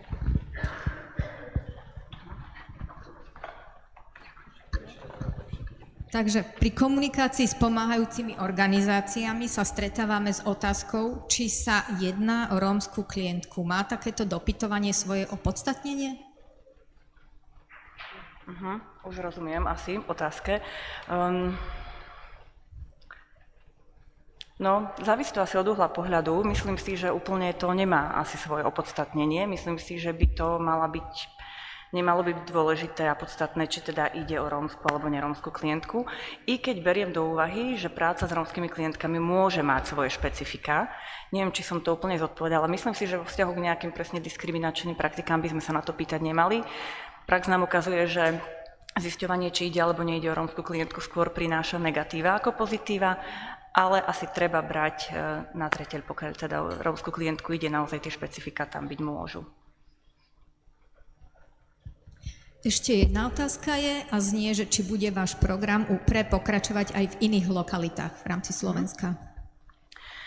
To nevieme úplne presne povedať, ale máme ambíciu rozšíriť program aj do iných lokalít. Boli by sme veľmi radi, keby sa z toho stal naozaj jeden veľký program, ktorý je natoľko zabehaný, že rómske ženy same majú chuť a tendenciu vstúpiť do tohto programu.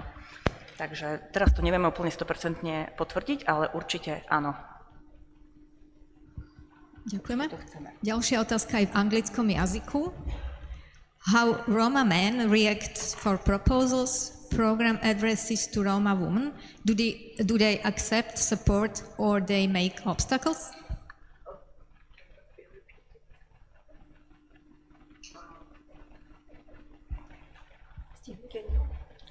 How Roma men react for proposal, program addressed to Roma women? Do they accept support or do they make obstacles?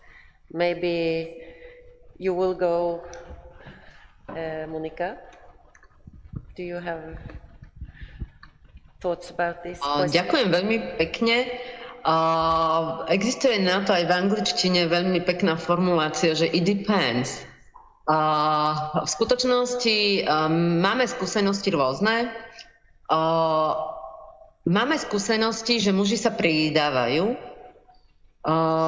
Tak ako aj v majoritnej populácii ukazuje sa, že aj v rómskych rodinách alebo v komunitách závisí viac od osobného nastavenia než od pohlavia. Napriek tomu rod tie očakávania obmedzujú často naše klientky, naše partnerky v aktivitách. Mali sme predstavu, že pre ženy, ktoré sa zapájali do akcií, urobíme výjazdovú aktivitu, že naozaj si doprajeme spoločný výlet, ktorý zorganizujeme presne podľa predstav našich klientiek a partneriek, ale ukázalo sa, že predstavy našich partneriek sú veľmi reálne voči ich možnostiam a vzhľadom na to, že pretrvávajú očakávania, že žena sa primárne potrebuje postarať o svoju rodinu, o svoje deti, tak sa ukázalo, že niekoľkodňový výlet nebude možný. V mnohých prípadoch, a to nie len v našom projekte, ale aj z mojich skúseností, vyplýva, že naozaj muži zastávajú pozíciu kontroly alebo tých, ktorí kontrolujú svoje partnerky, hlavne v kontexte ich sexuálneho života.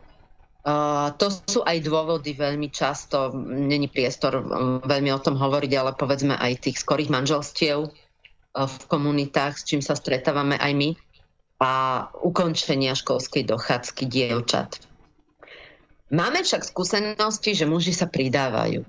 Ja si myslím, že to sú také prvé lastovičky a to, čo funguje z našich skúseností je, že ak ponúkneme ľuďom aktivity, ktoré sú pre nich dostatočne zaujímavé a dostatočne zábavné, tak sa často pridajú. Pridávajú sa otcovia k aktivitám svojich detí, často aj k tým detským. Toto je niekedy priestor, ako prizvať aj mužov k tomu, aby ženy nekontrolovali len, ale aby s nimi spolupracovali. I would also like to say a couple of words on this question. One of the experience, during the steering committee meetings we had while developing the handbook, we've heard the story, the case that one of the NGOs, in order to get access to Roma women within a particular community, they had to start working with Roma men first. Because without getting, in a way, the approval of Roma men, there was no access to the Roma women. But what is important for me is that involving men into the activities is very important, and it's also one, it's mentioned as a standard of the Council of Europe, because education of boys and of men on the topic exactly is a measure to prevent and to break this cycle of violence. And about this question about whether asking a service provider asking whether the client is Roma or not, in fact, I would not consider it discrimination if there are specific tailor-made practices in place. If there are not such practices and not such protocols, it is obviously a pure case of discriminatory attitude. Thank you. Thank you so much, and thank you so much for the panel and for the question. I'm sure that these discussions and the learning will continue. We will have one more connected activity, I would say, but we need to do it after the coffee break. But before that, Jenna have some information, and we are, after Jenna, going for coffee break, and then we come back. And I think it's related to your project. Yes. So that we need some space for doing that, but after Jenna, coffee break, and then back here at 11:15. Is that okay? Yeah.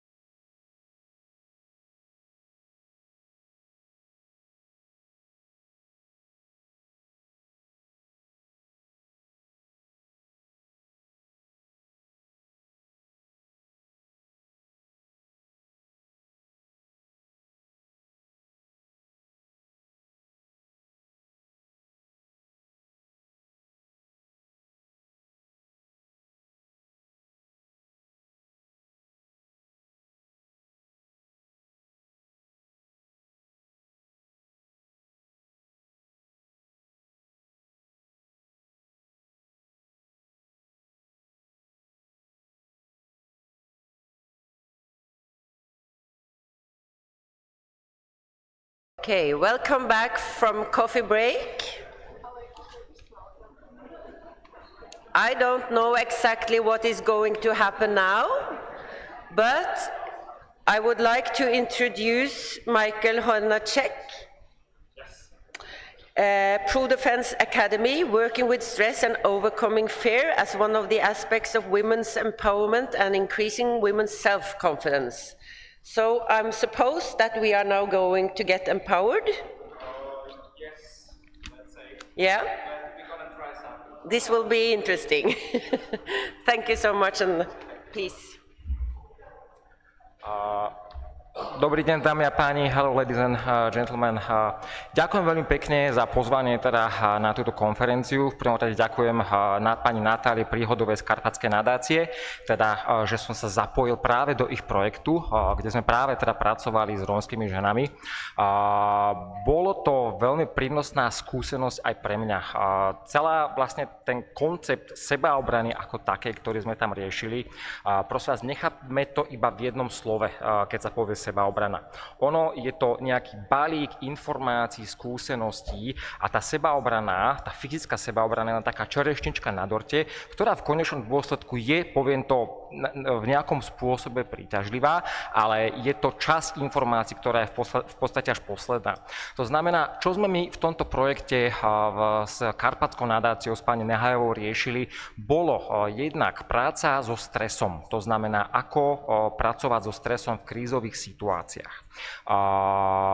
Toto a za krízovú situáciu môže byť považované, či už je to nejaké napadnutie alebo hrozba, doslova hrozba násilia, alebo aj to, keď idem na pohovor a mám trému pri vystupovaní so šéfom, respektíve pri pohovore so šéfom. To znamená, časť, ktorú sme riešili, jedna časť bola práca so stresom. Ďalšia časť tohto celého, ktorý sme vlastne riešili na projekte, bola psychológia a správanie v sebaobrane. To znamená, ide o to, každé násilie, realizované v konečnom dôsledku, má v podstate, ja to nazývam svoju predkonfliktnú fázu. A my sme sa učili o tom, ktoré sú tam vzorce. Učili sme sa napríklad o spúšťačoch násilia, to znamená nejaké triggers, nejaké spúšťače a ako sa takýmto spúšťačom vyhýbať. A učili sme sa, ja to nazvem takým laickým pojmom, že psychologická sebaobrana, a reálne sa jedná v podstate o komunikačnú sebaobranu a nejakú komplexnejšiu behaviorálnu sebaobranu. Čiže aj toto bolo súčasťou, dá sa povedať, tohto projektu. No a teda tretia časť, tretia úroveň bola práve tá praktická sebaobrana, kde ako pani teda Natália z Karpatskej nadácie hovorila, že mala u žien alebo mala práve v tomto projekte veľký úspech, lebo bolo to niečo, poviem to tak, že s čím sa mnoho teda ženy práve stretli prvýkrát. Prosím vás, ja by som to spravil asi následovne. Veľmi rád by som vás pozval priamo do tohto priestoru a skúsime si tu nejaké veci na vlastnej koži. To znamená, poďte do priestoru, poďte dopredu a budeme trošku interagovať so sebou. Tá interakcia je veľmi dôležitá a kľúčová. Nech sa páči.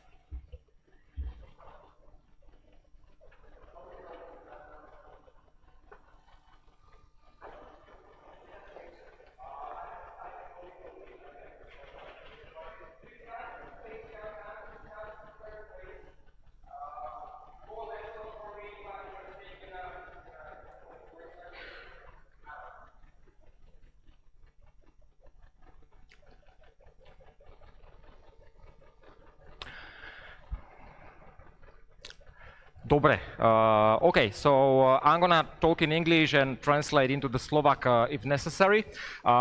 Please, so the practical part would be what we did actually on this practical self-defense. Okay, we're gonna do some techniques from this part.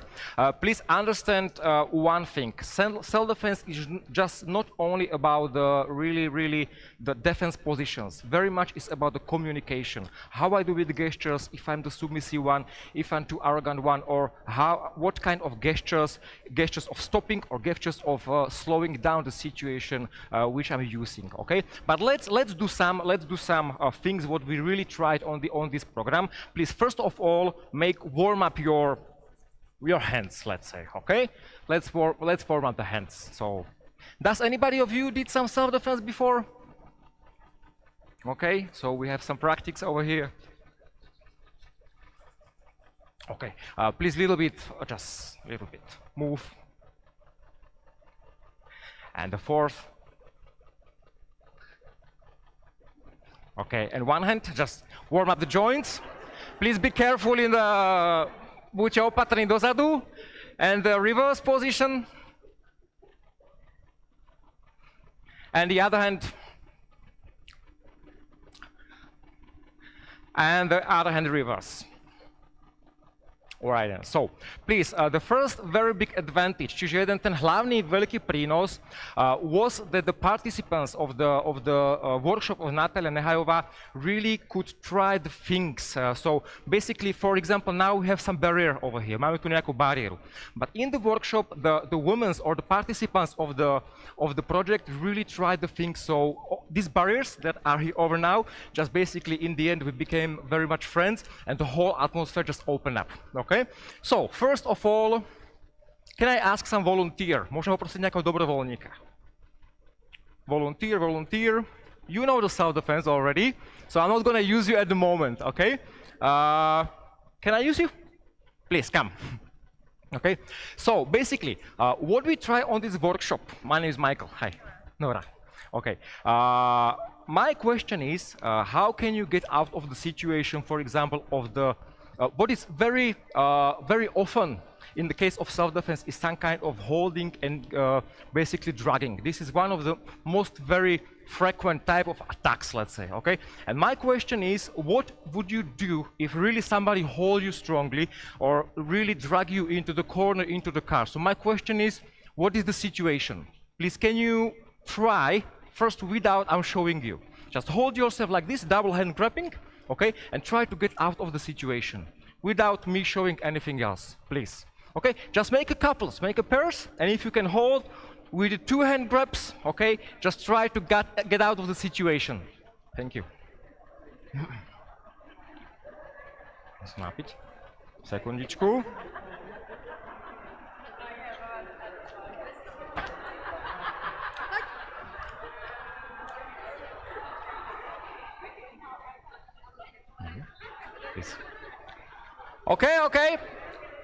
Okay, this is enough for the moment. Okay, this is enough for the moment. Please, can you hold me strongly? And you want to drag me somewhere to the corner, okay? Let's do it reverse, okay? You drag me over there, and like the natural reaction, what is it? I don't want to go. Most often this is the natural reaction. And what happened, basically, we start to fight, start a conflict, and we start to basically eventually go into the stress, etc., etc. But if we know the principles, you can hold strongly, okay, very good. But if we know the principles, where is basically the space, I can hold strongly, I can work with the situation very effectively. Okay, please, can you hold me really, really strongly? Okay, so basically what I'm working with, I'm not gonna use much of power, okay? I'm just gonna use kind of, thank you very much. Okay, I'm gonna change you for now. Please, please come. Poďte so mnou. So basically, you can hold me strongly. Just one hand now, okay? What's gonna happen? For example, the knowledge, basic, easy knowledge. There are 4 fingers here. If I wanna go against, this is closed, but this is the gap. There is only 1 finger here. So if I know what to do, okay, I can go from the situation very strongly, very easily. Čiže veľmi ľahko sa viem zo situácie dostať. Please, now let's do this. You can try something, you can learn something, okay? So let's do this knowledge. If I'm gonna do this, it's not gonna probably work. If there is strong man, strong person, it's not gonna work, okay? So I need to use basically something like this. Is it okay? Okay. What's gonna happen, please? What's gonna happen? We're gonna have a reverse grab. Čiže úchop z kríža budeme mať. Dobre, úchop z kríža. A teraz čo potrebujem? Please, your body, I'm gonna show the mistake first. I'm gonna show the mistake. Hold strongly. Okay, so if you're gonna basically work like this with the body, my body is strong when I'm straight. Okay, I'm grounded, my spine is basically, my legs supporting my spine, okay, and I can really work effectively. If I do this, I'm gonna basically lose my power. So first information is, okay, hold here, you can help yourself or don't help yourself, but now you can help yourself, 1, 2, and from above, down. And this is basically very easy, okay? Please, make a couples, make a pairs. I'm gonna hold you, okay? And let's say your right hand gonna grab the right hand of the partner. Yes, the right, okay? I'm now the bad one, I'm not the aggressor, okay? I'm gonna grab the partner. Okay? Very well. Please, what's gonna happen now? I need you to understand one thing. Go from the above. From the outer space, čiže choďte zvonka. Zvonka položím dole. Okay? Please try. From the outside, yes, and down. Okay? And this is and go down. Yes, this is it. Okay? And this is it. Okay? And this is it. Okay.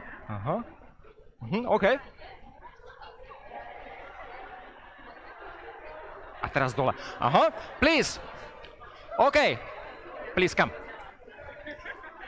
Okay, please, what is not enough? You can hold strongly. Okay, what is not enough? If I just go here, keď idem len potiaľ to, ešte sa nič nedeje. If I go just here, okay? I need to basically make this pin off. Okay? So it's not like, I need to get the pin off. So basically, one, and please now, what I show this hand. Go from here, and please help yourself to do this. Okay? So, it's not from inside. It's not from here. It's from, there is a bag here. It's from outside. One is a small circle. It's not this one. It's a small circle. 1, 2, hold. And release. Okay? Let's try one more time. Thank you very much. Je to teraz uchop z kríža. Aha. Pohode. A teraz pôjdeš zvonka. Aha. A teraz cvakneš dole, hej? Cvakneš dole. Aha. Yes, tak, super, tak. Jednoduché. Znova. Zvonka a cvakni dole, tak. Aha. You speak English. From outside. 1, 2, and go down. Super. Aha. Now is the cross one. So it's not this one, is the cross.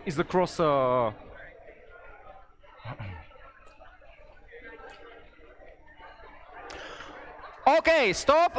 Let's make it more fluent. Let's make it more easy. Let's make it. Prosím vás, poďte. English, Slovak? English. Please, can you hold me? Let's do it more simple, okay? We're gonna do 2 or 3 more techniques. Let's forget about the cross holding. Let's do the situation. I'm holding you and gonna drag you somewhere. This is the situation, okay? Can you do it? Just hold me, grab me somewhere, okay? Again, I show you the mistake. You can hold me, grab me, show you. Okay, another mistake. So I wanna stay strong with the body. But let's hold strongly. Please now understand one thing. This is gonna be easy. Let's forget about this one. Let's forget about this one. I can protect, but let's forget about it. What's gonna happen? Again, this is not gonna work, okay? What I need you to work with the elbow, okay? To work with the elbow. So please, you have 2 choices. Like you take in the gym the weight, okay? It's not this one. I don't want you to do this one. I want you. It's not this one. I want you to work with the elbow, so you go like inside. So it's the elbow work. It's not the hand work. It's the elbow work. Basically, you go in. Okay, please, can I have somebody really strong grab? One more try? Or it's all right, this is strong enough. So, this is strong enough, okay. So please, what you just do, please just think, now it's this one, so this is open, okay? He can punch me, grab me, but let's not think about it at the moment, okay? Let's start from the basics. Just go work with the elbow. You wanna do this. You don't wanna do this. This is not working. You want to do this. Please go slowly. Don't hurt anybody, okay? Just go very slowly and easy. So hold yourself and let's try.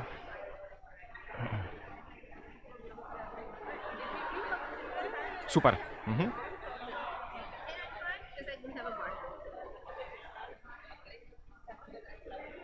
Super. Jeszcze raz. Dobra, so it's only, you can hold strongly, it's only this one. It's only this one, okay? And go with the elbow, push your elbow like to the center, okay? Like to the center, okay? Try. That's it. Okay, for now this is enough. I just want to show you how you can build up the techniques. It's not isolated like you do now. Please, can I come with me again? Okay. You can hold me now here. So the situation can be as follows. I can get out of the situation, but if I stay here, what would you do as a for example, the aggressor, the person in the position of aggressor? He go after me. Okay, so basically can be the slave or whatever. So I have two options, like in the cell, I have more options, but two basic options. Even to go out of the situation to the safe space, okay, to find some ally or just to go to the second room or work with the gestures, or I can go basically to the contra position, not now, okay? So please, I show you the second step. So you already have this one, and please just go to the safest position. Basically, it's not gonna be the step, okay? Because the step takes longer. Basically, it's kind of slide like this, okay? So what's gonna happen? One and slide back and just close the position. This is very simple. So two step. So first thing and second thing, okay? Can you do this? Let's try, okay? Thank you very much for your help. Thank you.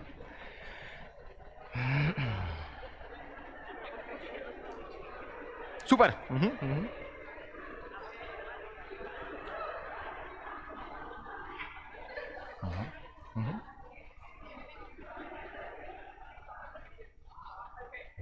Now, but this is the cross position, okay? Now I need this one. This is the position. No, hold me strong. It's not this one. It's not this one. It's the elbow work. So please push your elbow here. Your elbow. Punch with your elbow here. Punch. No, elbow. That's it. This is it. This is it. Okay, one more time. This is it. Okay. Okay. One more thing. Please come. Now again. Now we just do the body language. Okay. I mean, what I mean. The body position, not the body language. The body position. I have two choices. I'm gonna do the wrong choice first of all. So the wrong choice is gonna be this one. Okay. Am I open? Som otvorený? Okay. This would be the natural reaction.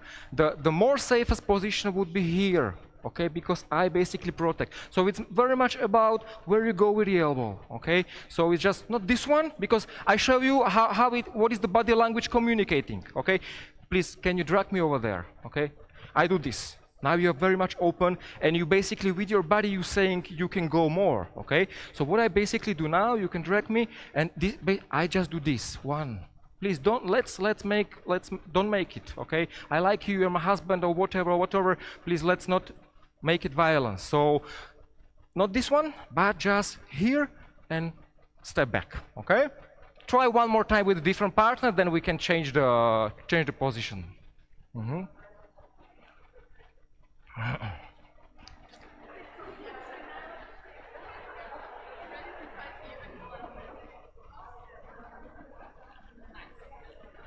Let's try.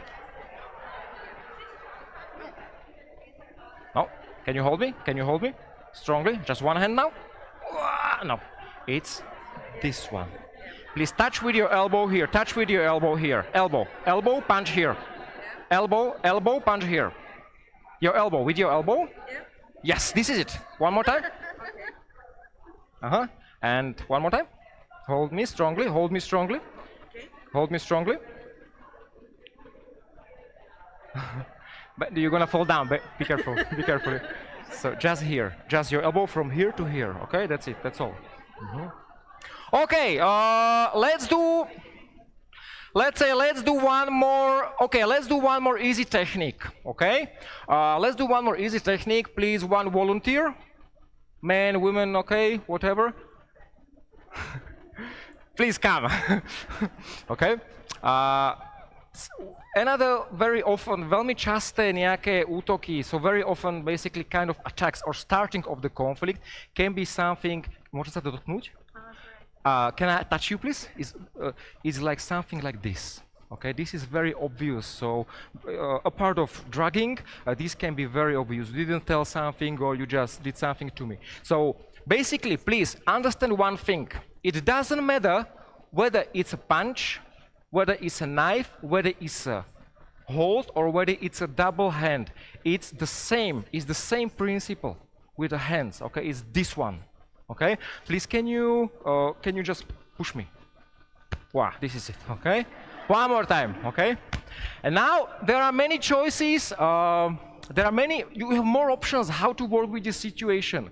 First option, okay, maybe I'm gonna use her because she's already with, sorry, I wanna be safe with you. Please go after me. Okay, one more time.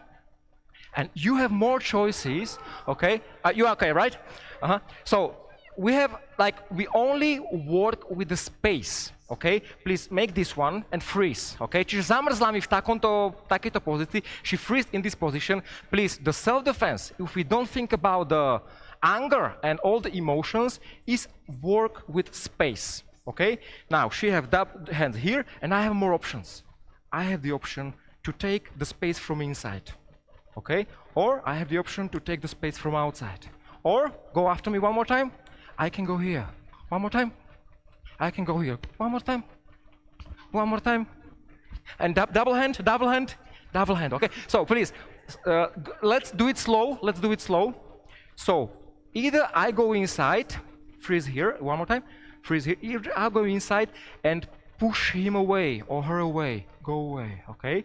Or I wanna learn you now the other option, okay? The other option is escalating the conflict, I would say, escalating the grabbing, and it's go one more time after me, it's here, okay? One more time, one more time, one more time, here, okay? So basically, if the man or somebody go attack with this one, thank you very much for now, okay? The very simple, please come to the space, make 2 lines, 1 line and the second line, or stay as you are, okay? And let's try. Just repeat after me. 1, 2, 3, 4, 5, 6. It's like the heart, half heart, okay? This would be the full heart, and this is the half heart. Okay, 1, 2, 3, 4, 5, 6, 7, okay? Now, release down. So it must be very simple. The self-defense is supposed to be very simple. 1, okay? From basically nothing. 1, so this is only this one. 1, 2, let's do few more. 3, 4, 5, 6, 7, 8. Okay. Now, let's do this one. Your right leg going in the front. Your right leg. Okay? And let's try one movement to the side. 1. Please go behind. It's gonna be better. Just go here. Poďte za mňa, prosím vás. Super. Dobre. Okay, so just the logic. Okay, just the logic. First logic. This position is very open and unstable, okay? If I have the aggressor or the person in position of aggressive, I am very open, I don't know what to do, this is like really vulnerable position, okay? So if she push me, okay, I just go, okay? So first of all, I need to stabilize, okay? So if you push me now, I'm much more stabilized, I can compensate. In this, I cannot compensate, okay? So if somebody come to you, the aggressor come to you and start to talk to you, I suppose not to go like here. This is very vulnerable, and also the body language communicates something. You can go. This is the body language communication, is very much about it. So first of all, let's make the stabilization. Let's do this one, okay? So this is already the stable. And now, please, let's try one movement. Forward and back. Raz, dva, raz, dva, raz, dva, raz, dva, raz, dva. Okay. Please, what is it not? I showed a mistake. Okay, it's not the jumping. I want you to be more basically grounded. I want you to be more grounded. Okay, so please pull yourself down to the ground, and it's gonna be 1, 2, 1, 2, 1. That's better. 2, 1, 2, 1, 2. Okay, and now let's use this hand. And we go a little bit 45 degrees. 1, back, 1, back, 1, back. Stay, stay, stay, stay. Your first position is this one. Just now stay here. 1, back, 1. It's open palm, back. Last 2 times, 1, back. Last time, 1, back. And now, please, what's gonna happen now? I need you to go to grab me, but first slowly, because you don't know the technique, etc., etc. Please come to me and grab me. 1, yes. One more time. So you grab me. One more time. So this is the position. Okay? So what I want you, if you want, okay, if you want, please make a pairs, face each other. One line, the second line, and one of you, we're gonna go on counting. It's gonna be on my, make it 2 lines. 1 line and the second line. Super, super, super. Super, super, super. Please come. Okay, okay. Okay, what's gonna happen? Your side gonna grab, but please slowly. I don't want, because you're not gonna make it, you need practice, okay? A little bit practice. So please, I want you to go like this, first of all. So your body, mind, you can read your body-mind complex, your mind-body complex can read basically my movement, okay? So what's gonna happen? Your side is gonna grab me, and I want you to go here and freeze. Stay there, go back, okay? So my side, your side is catching our side. Your side is catching the people over here, okay? So very slowly, 1. And go back. One more time, 1. And go back. On a count, let's do one more time. Dobre, okay, no. Okay, stop. Let's do it a little differently. Please, I want you to understand, first of all, we're gonna do the opposite.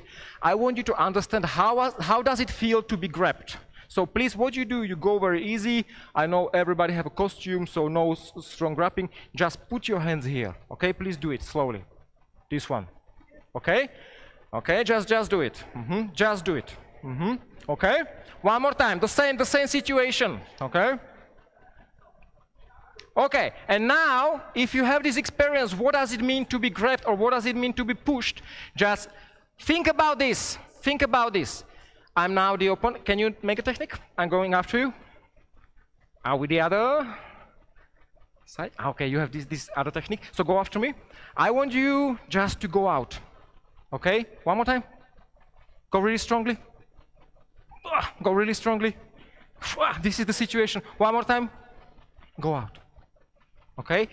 Simple position, simple technique, basically just let's try to do the movement, okay? So please, what's gonna happen now? My side going slowly 2 times, your side going slowly 2 times. I'm not gonna count, you're gonna do it in a slow tempo, but please think about one thing. This is the line. What you need to do, come slowly, you just go out of the line. To see the back, one more time. To see the back. You are safe over there, okay? One more time, slowly, slowly. This is it. I want this. Please try. 2 times you, 2 times you. Now it's on your own responsibility, okay? Now I go after you. There are 2 people, two things. One is this one. You do this one. This is your movement, and this is the second one, okay? So try with that hand. Yeah. This is it. Sit. And don't stay with the leg here, just go the full body. This is it, okay? This is it. You after me? Are you after you? And see my back. This is it. This is it, okay?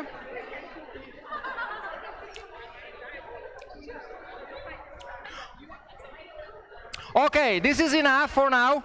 Ladies, I know it's a little bit, you have a feeling a little bit maybe chaotic at the moment. I apologize for it. Normally it's supposed to be slow, like we're supposed to have 1 hour or 2 hours for this, in order to understand it, okay? But let's just give you 2 or 3 more information, okay, what we did on the workshop. So one part was the self-defense. Please, in the end, the effect was, I don't want to teach the self-defense aggressively or to give a bad mindset, okay? So I didn't say the woman's supposed to feel, now I'm the one who can beat you, etc., etc. No, the way is just to feel to be more self-confident, more in a defense way, okay?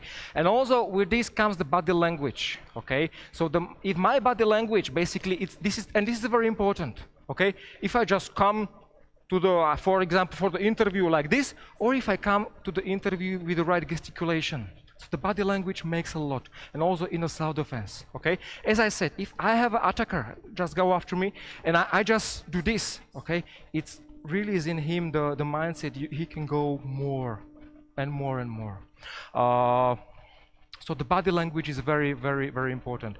For example, you have this position, and you have this position. Okay, and it's difference, okay? Because if I have an aggressive person and I can be the dominant one or just to stand my ground in a strong position, just go after me. Hey, no. This is one kind of it. But the another kind would be, and it just communicates something. But the other option would be, hey, no. We know each other. Okay, etc. So it's a very big difference between this one, okay, and between this one.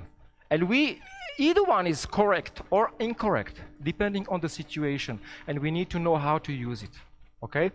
Another way of the I would say the psychological self-defense. Thank you very much. The psychological this is the practical self-defense, and in the workshop, what it did, okay? It just pull away the barriers. Čiže dal to preč bariéry na tých našich workshopoch.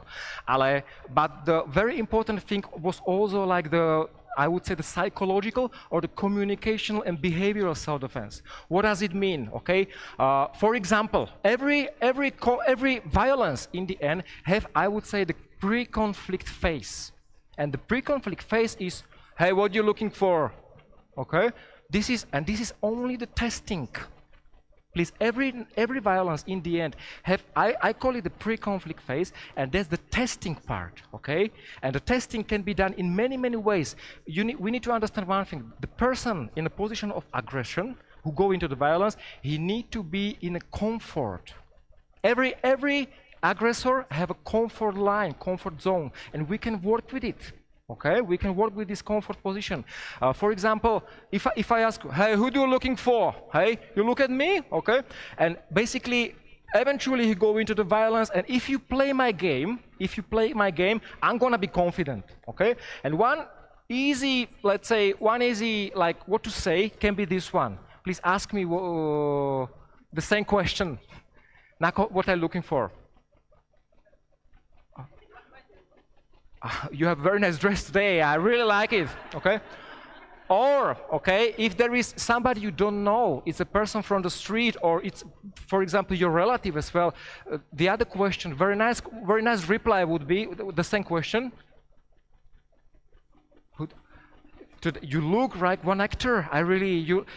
Okay, for example, you look like an actor. Didn't you play in the movie? Or today you look like an actor, really from this movie. So basically you find some common thing just to give him the, how to say, the satisfaction, so he don't have to find it through the violence, but you just work with the situation. And this communicational behavioral self-defense can be really complex, and you can work with the situation. So the self-defense, what we try to do now, really is like small percentage of use. So the very much of my teaching, what I use is really the communication and behavioral self-defense. So how to work with the aggressor in the pre-conflict phase, I would say. Okay, so this was another part of the know-how, of the knowledge. And please, last thing I would like to share with you. Okay, last thing I would like to share is the part of the stress response, stress reaction. Okay, stress. Okay, when there is a violence, there are not nice energies, not nice emotions. Okay, the aggressor can be really aggressive, and all the bad emotions. But it's also the testing. It's only the testing. If you think out the emotion, it's only the testing. But what is true, the person normally, very many people go to the stress response, okay? And my question is the stress the good one or the bad one? Stress is bad or good? It depends, okay? And please, let's understand one thing. The stress is given by evolution. We are here, okay? What the evolution, in the essence, the evolution says survive. You have the energy, your heart beating, okay? Your hormones come to the body, so you can basically survive. But in our society, what can happen, the stress can be to the freezing response, okay? Somebody is shouting on me, and I just go to the freezing, okay? And the freezing is a big problem. Please, can I have the, prosím vás, môžem ten slajdík v tomto bode? Ďakujem veľmi pekne. And with the work with the stress, okay, how to regulate, I call it the negative stress reaction. The negative stress reaction is the body freezing. Je to zmrznutie tela, je to zamrznutie. Dobre? A teraz, my question is, what is the freezing? What is happening in the body? Freezing, so you paralyzing, okay, is a paralyzing. So basically, what is happening? My body, yeah, I cannot move, I have a hardened breathing, okay, or I don't breathe at all. It can be like this, okay? Person can feel much tense here, and all the cognitive functions, I don't think properly, I don't see the options that I have. Please, with the work of stress, let's think about, I use the so-called stress triangle, okay? Up is the psychic, is my psychological state and the cognitive sphere. Over here is the body, but the body in a tense of tension, the tensions of the body, okay? And also the last part is the regulation of breath. And my question is, how do we regulate the paralysis, the freezing? So if I'm in a stress paralysis, if I'm in a freezing, what do you suggest to do? Take a deep breath, okay? Yes and no. And this is the, it's true, but it's also the myth, okay? Because we need to understand one thing, why we cannot breathe. Why? Because of the fear. It starts in a psychic, it starts here, okay? If I let it go more in, it's go to the tensions of the body. Why I cannot breathe? Why I cannot breathe? Because look, it's muscles. Okay, I have a breathing muscles here and breathing muscles, the diaphragm. So basically what happened, there is a tension in the muscles, and that I cannot breathe is a consequence. Okay? So if you want to share the know-how, like yes, the breathing is a nice thing, okay? But we also need to work on the release of the muscles. So if I'm here, I need to release the breathing muscles over here and the diaphragm, and then I can start to work with the breath. Okay? So first, release the muscles. It's very much connected. There is a like 1 hour, 2 hour discussion about this to understand it. But to breathe is to release the muscles, the breathing muscles first. Okay? How by the training. Okay? This is the. Okay, if you do yoga, if you do trumpet, if you do anything that connects with the breath work, you have better start to work with the tension. This is very important. Okay? Yes, please.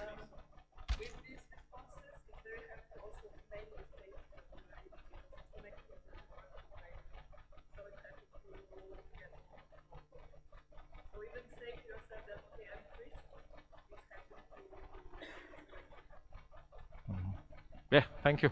So there is a lot of know-how about the stress. What can we? Dobre, super. To som chcel počuť.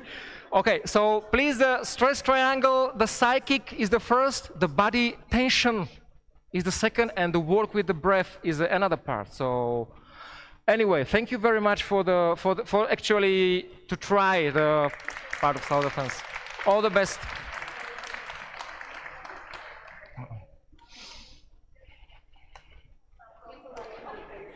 Prosím? To je v pohode, to je v pohode.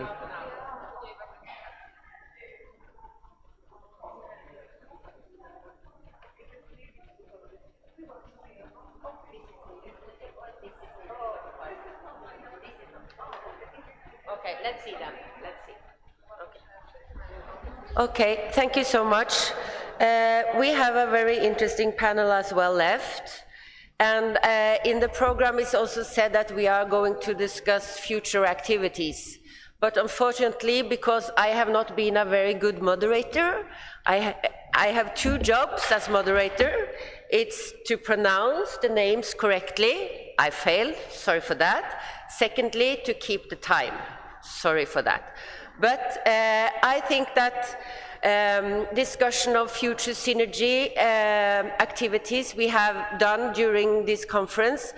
I know that our friends from Poland is very into a next synergy conference.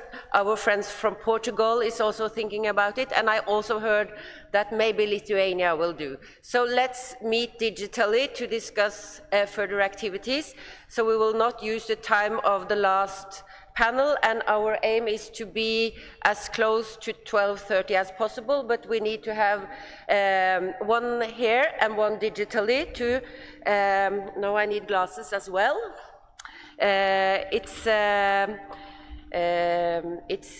Katarina Farskova from the Alliance of Women in Slovakia and Barbora Jakobsen, Alternative to Violence, and she's joining us online.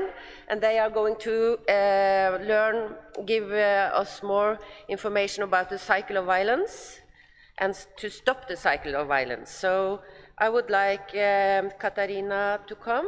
It's you, yeah? We met you the first day or the second day. And then Barbora is online. So you will go first then, Katarina. You're welcome.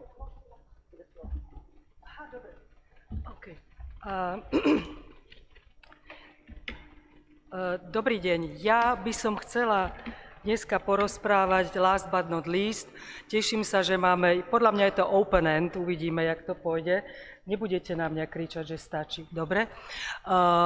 Máme pre vás ešte na záver pripravený aj jeden úžasný filmový zážitok, ale až po všetkých ďalších aktivitách. Takže ja by som teraz chcela hovoriť o našom projekte, ktorý sa venuje možnostiam zastaveniu násilia, zastaveniu cyklu násilia, aby sa násilie nededilo, neopakovalo, aby nebolo vzorom pre ďalších a ďalších mladých, malých a mladých ľudí.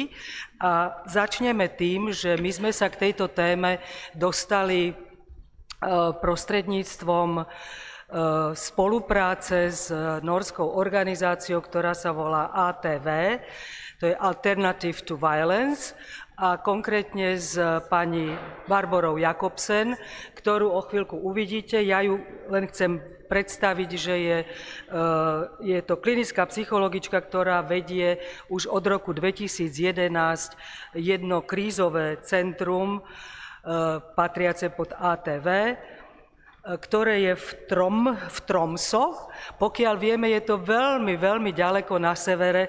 Barbora hovorí, že sú tam už aj veľryby, s ktorými pláva. Takto som sa ju pokúsila uviesť. Takže poprosím Barboru a potom budem hovoriť zase ja. Ďakujem. Já moc děkuji za uvedení a doufám, že mě slyšíte a vidíte prezentaci. Já jsem Barbora Jakobsen, jsem klinická psycholožka a jak bylo řečeno, pracuji v alternativě násilí. Pracuji převážně s dospělými, kteří se dopouštějí násilí v blízkých vztazích. To znamená, že pracuji s dospělými, kteří se dopouštějí násilí na partnerce, partnerovi a s těmi, kteří se dopouštějí násilí na dětech, ale také s dětmi a dospělými, kteří jsou násilí vystaveni. Jsem moc ráda, že mohu přispívat na vaší konferenci, i když takhle z dálky, protože to téma je velmi důležité a je velmi důležité mluvit o tom, jak je možné zastavit cyklus násilí. A my dnes víme, že násilí v blízkých vztazích má obrovské dopady pro společnost. V Norsku vyšla nová studie letos, která ukazuje, že kdyby v Norsku nebylo násilí v blízkých vztazích, tak by stát ušetřil 92 miliard norských korun ročně. My dnes víme o tom, jak velké má násilí dopady na zdraví lidí, na celou společnost a víme také, že násilí tedy není privátní problém a je to běžný problém, bohužel statisticky vzato. Znáte všichni někoho, kdo je násilí vystaven, ale také samozřejmě znáte pravděpodobně někoho, kdo se násilí dopouští nebo kdo má problémy s násilím a s agresí. Proto je také důležité, abychom viděli násilí v blízkých vztazích a pracovali na něm ze všech perspektiv, tak také vznikla organizace, ve které pracuji, Alternativa násilí. Vznikla za podpory feministického hnutí již v roce 1987 a jako první nabídka pro muže, kteří se dopouštěli násilí na partnerce v Evropě. A základní myšlenkou bylo, že pokud chceme zastavit násilí, tak je potřeba jít ke zdroji, tedy k tomu, kdo se násilí dopouští, protože to je ten, kdo má za násilí odpovědnost. A je důležité říct, že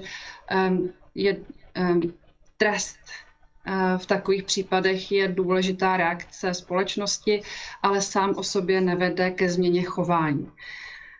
Proto je důležité na násilí pracovat a pracovat na tom, aby ti, kteří se ho dopouštějí, aby násilí zastavili. Dnes je Alternativa násilí financovaná, nebo je to organizace, která je financovaná státem a kraji. Pracujeme terapeuticky jak s těmi, kteří se dopouštějí násilí, tak s těmi, kteří jsou násilí vystaveni. Máme také terapii zaměřenou na agresi a na násilí pro mladistvé, kteří mají problémy s agresí.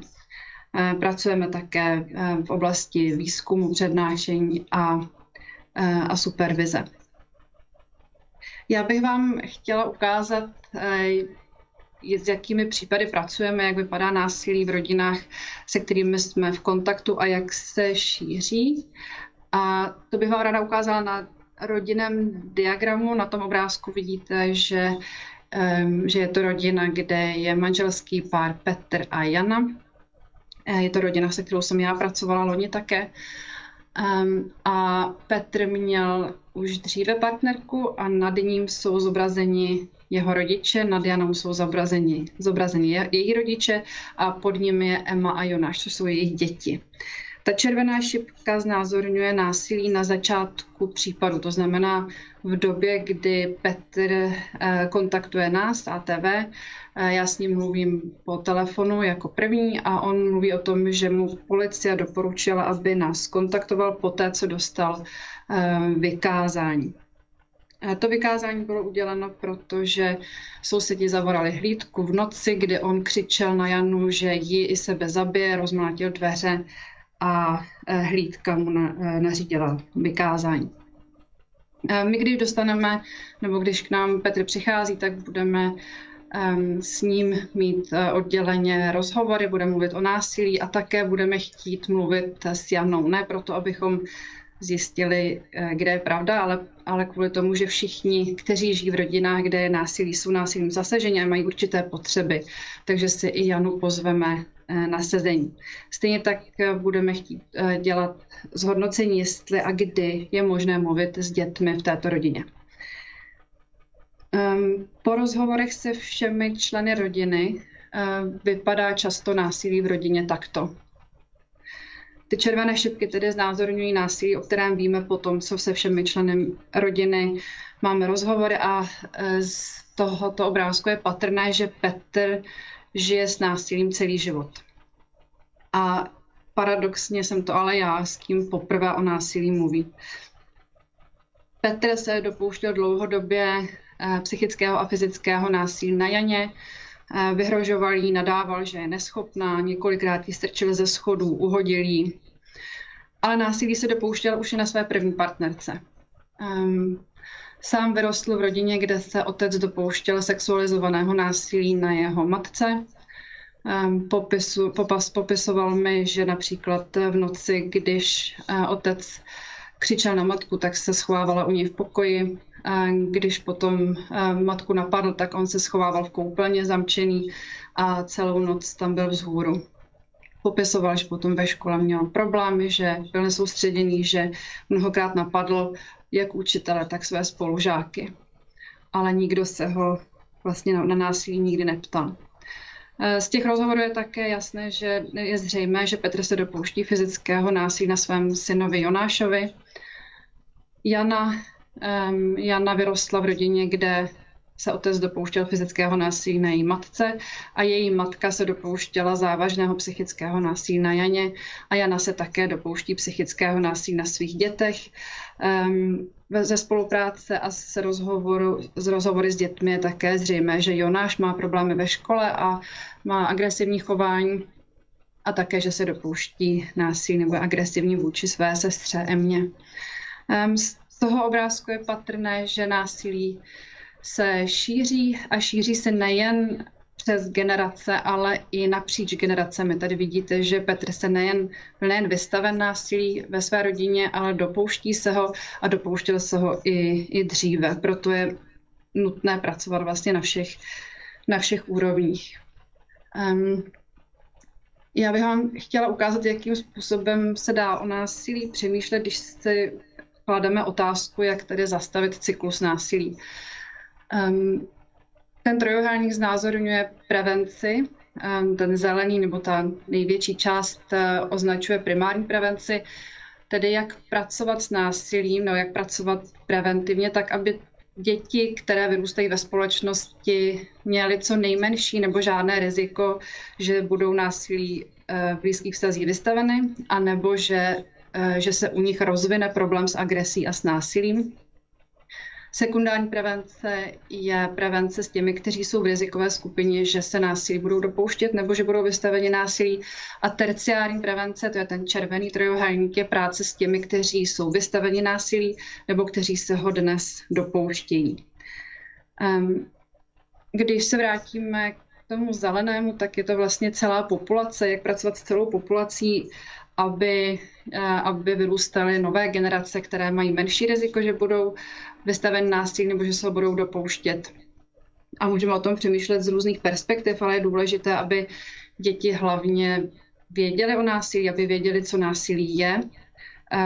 A nejen proto, aby ty případy byly detekovány, to znamená, aby například učitelé a učitelky, kteří jsou v kontaktu s dětmi, byli schopné rozeznat, když v rodinách dochází k násilí, ale také, aby se děti mohly sami ochránit tím způsobem, že třeba řeknou učitelce, že se u nich násilí děje, protože pokud vědí, co je násilí a že to není v pořádku, tak i o tom můžou někomu říct. My víme například tady z jedné studie, že pokud je dívka vystavena sexualizovanému násilí v rodině, tak to trvá průměrně 17 let, než poprvé to někomu řekne. Tohle, co vidíte na slajdu, to je příklad primární prevence, která je například také v Česku. Ve spolupráci s úřadem vlády a za podpory norských fondů vznikl program, o kterém můžete si více přečíst na stránkách zuřivec.cz. Další program, který je také vlastně primární prevence vůči dětem a mladistvím, se jmenuje Důkaz lásky nebo násilí. A to je pro náctileté mladistvé, kteří začínají navazovat své první vztahy. A to je skupina populace, která má riziko, že v těch vztazích se může začít objevovat násilí. A pokud chceme, aby se dále nešířilo, tak je to velmi dobrá příležitost pracovat s touto skupinou a dát jim informace tak, aby násilí mohli sami zastavit nebo se před ním ochránit.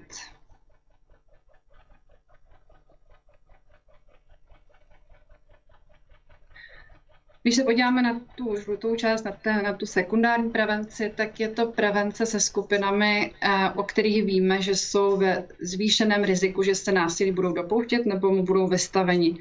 My dnes o těch rizicích víme mnohem víc než třeba před 10-20 lety a víme například, že pokud mladiství mají problémy s agresí a s násilím, tak je potřeba s nimi pracovat, aby to násilí nešířili do svých partnerských vztahů nebo například do vztahu se svými dětmi. A pak je ten červený trojuhelník, to je terciární prevence, to znamená práce s těmi, kteří jsou násilí vystaveni, co potřebují ti, kteří zažívají násilí a práce s těmi, kteří se ho dopouštějí. Ti, kteří jsou násilí vystaveni, potřebují ochranu, mnohdy také potřebují například terapeutickou intervenci a to proto, že my dnes víme mnohem víc o tom, jaké má násilí dopady, že násilí se nejen učíme v rodinách, ale násilí má silný potenciál traumatizovat. To znamená, že způsobuje trauma těm, kteří jsou násilí vystaveni a je potřeba se na to zaměřit. Když se podíváme na skupinu těch, kteří mají problémy s agresí a kteří se násilí dopouštějí, tak známe faktory, které se týkají společnosti, ale známe dnes už i ty individuální faktory. A když se podíváme na ty individuální faktory, tak jeden z těch nejvýznamnějších u mužů, kteří se násilí na partnerce dopouštějí, je přítomnost násilí v původní rodině. To je také zjištění, které potvrzuje naše studie, tedy studie na mužích, kteří docházejí k nám do ATV. Když s nimi děláme assessment, tak vidíme, že 8 z 10 zažili fyzické násilí ve své původní rodině, 2 z 10 sexuální zneužívání. To znamená, že jsou to mnohem vyšší čísla než normální populaci. Co se týče dětí, které jsou vystavené násilí, tak mají také potřeby a tohle je ukázka jednoho z našich materiálů, který nám pomáhá s dětmi o násilí mluvit, protože vidíme, že děti vyrůstají s násilím, mnohdy dostávají pomoc například od dětské psychiatrie, od rodinného centra nebo dalších organizací, ale často zapomínáme s ním mluvit přímo o násilí. Já bych ráda ještě zmínila publikaci, která vyšla v Česku a která se jmenuje Násilí je možné zastavit. Ta vyšla také v projektu ve spolupráci s Úřadem vlády České republiky a za podpory norských fondů a je dostupná volně na internetu. To znamená, když si vygooglujete Násilí je možné zastavit, tak si ji můžete stáhnout a která pojednává nejen o naší práci a o těch věcech, které jsem teď zmínila, ale také například o psychologii násilí. Na závěr bych chtěla jenom shrnout, že nejdůležitější, nebo pokud můžeme něco začít dělat, tak je důležité chránit děti před všemi formami násilí a zaměřit prevenci nejen s ohledem na ty, kteří jsou násilí vystaveni, ale i s ohledem na ty, kteří se násilí dopouštějí. A my dnes víme, že násilí má tak obrovské dopady, že všechny intervence, všechno, co my děláme, je čistá investice, která se státu vrátí a nejdražší je pro stát nedělat nic. Moc děkuji za pozornost a také bych vám chtěla vyjádřit podporu všem vám, kteří s násilím pracujete.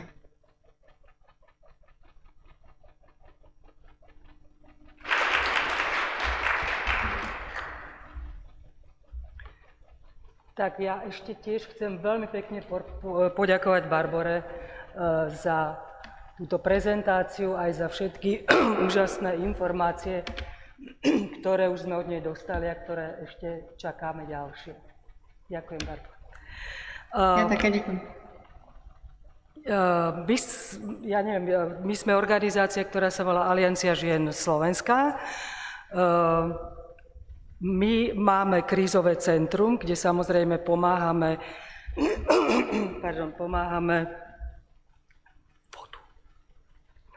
kde pomáhame samozrejme ženám, ktoré zažívajú násilie a ich deťom.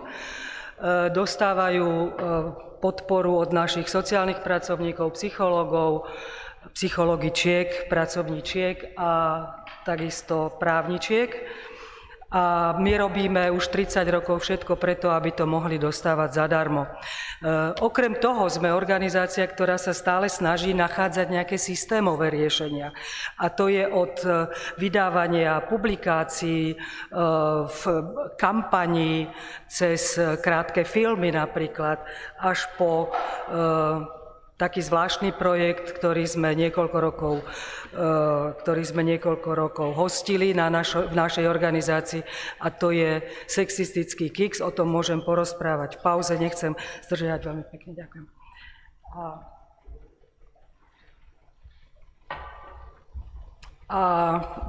Samozrejme, že sme skúšali pracovať aj s násilnými, teda s ľuďmi, ktorí násilie páchajú.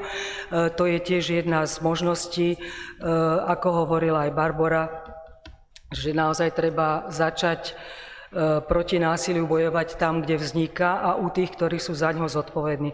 Najjednoduchšie vyjadrenie tohoto je, že násilie prestane vtedy, keď ten muž, lebo teda je to 95% sú to muži, keď on prestane s tým násilím. Takže to je to úplne najjednoduchšie riešenie. My sme práve vďaka tomuto záujmu o prácu s násilníkmi, ja som členkou boardu WWP, Work with Perpetrators, to je taká umbrelová organizácia európska, som sa dozvedela viacej aj od ATV a podarilo sa nám teda získať nejaký druh spolupráce s nimi. Pre nás je dôležité to, že oni pracujú aj s deťmi. My máme problém, ako aj iné krajiny, ako aj oni nakoniec, že my nemôžeme s dieťaťom pracovať len na základe žiadosti jedného rodiča. My potrebujeme vždy súhlas aj toho druhého rodiča. Sú situácie, keď je to urgentná pomoc, ale nemôžeme urgentnú pomoc naťahovať cez obdobie roka, 2, 3. Takže náš zákon tak ľahko nezmeníme, to už sme skúšali a zisťovali, takže bolo pre nás dôležité vedieť, ako to robia oni a tam je ten zaujímavý moment, že oni pracujú s celými rodinami, čiže tam o žiadnom povolení od násilníka netreba hovoriť, pretože on je súčasťou tej práce. Násilník, obete, deti. Súčasťou toho nášho projektu je aj film, ktorý ešte sa len nakrúca a z toho vám prečítam len kúštik. Chlapček, ktorý zažil násilie medzi rodičmi, ja vám teda čítam zo scenára teraz, hej, na budúcu konferenciu už uvidíte ten film. Sledujeme chlapčeka, ktorý zažil v noci násilie medzi rodičmi a ide do školy. Vidí ostatné deti, ktoré sú veselé, pobehujú, majú rodičov usmievavých a takto ide. On ide len so svojou mamou, ktorá keď ho chce na záver, už keď ho posiela do tej budovy poboskať, ale on vlastne ani to už nechce. A tento chlapček vlastne to násilie nezažil prvýkrát. On žije s násilím, odkedy si pamätá, a pokúša sa s ním žiť ako vládze. Matka stále dúfa, že sa to zlepší, pretože poznáme cyklus násilia a vieme, že sú tam aj honeymoon, čiže tá žena je v podstate závislá od týchto medových týždňov, to asi všetci vieme, a stále dúfa, že sa to zlepší, ale to sa nedeje. Čiže chlapček stále vlastne ani nevie, kedy vypukne ďalšie násilie a kedy sa to znovu stane. Problém je v tom, že miluje obidvoch rodičov, hej? Čiže pre neho rodičia sú jednotné nebo. Pri každej hádke cíti, že to nebo sa trhá, čo je nesmierne bolestivý zážitok. Ten chlapček sa obrní tým, že si stopne v mozgu, príjmanie emócií, aby nepríjmal tie zlé emócie, ktoré to prináša. Hrozné ovšem je, že on si takto zablokuje aj pozitívne reakcie, teda pozitívne emócie. Navyše nemá nikoho, s kým by sa o tom mohol rozprávať, je to rodinné tabu, je to niečo, za čo sa on hanbí, cíti tam svoju vinu nad tým. Ideš mi niečo povedať? Cíti svoju vinu za tým, čo sa deje medzi rodičmi, hovorí si, musím sa lepšie učiť, musím viacej poslúchať, musím si izbičku upratovať, musím. V takomto nastavení on ide do detského kolektívu a on je iný. A tí spolužiaci, ktorí to potrebujú, tak tí si to samozrejme všimnú, čiže on je automaticky obeťou šikany od svojich rovesníkov. Keď ho tam, ja neviem, zoberú mu tašku, vysypujú alebo proste niečo, tak on má dve reakcie.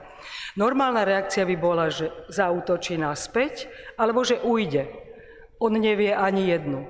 On ostane zamrznutý, pretože má zastavené bazálne inštinktívne správanie, tak on ostane zamrznutý a je ešte v druhej možnosti a to je, že potom bude agresívny neskôr. Takže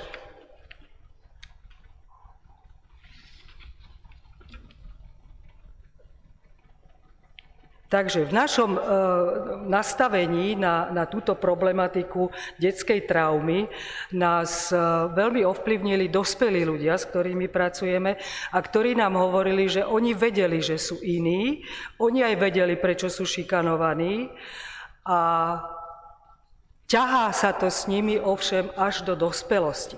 Čiže oni majú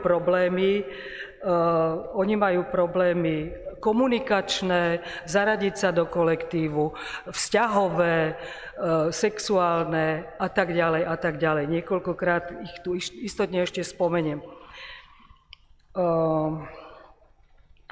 Čo nám veľmi pomohlo, bola Barborina rada, aby sme sa venovali materiálom, ktoré o tejto detskej traume už vznikali. Jedným z nich, z tých materiálov je publikácia Telo si pamätá, istotne mnohí poznáte, my to študujeme ako Bibliu. Je to od autora, ktorý sa volá, je to americký psychiatr Bessel van der Kolk, ktorý začal vlastne pracovať s veteránmi z vietnamskej vojny. To je asi podstatné povedať, že existujú ľudia, ktorí majú za sebou ťažké traumy, ako skutočne bazálne, ktoré presahujú ľudské vnímanie a presahujú náš obraz humanity.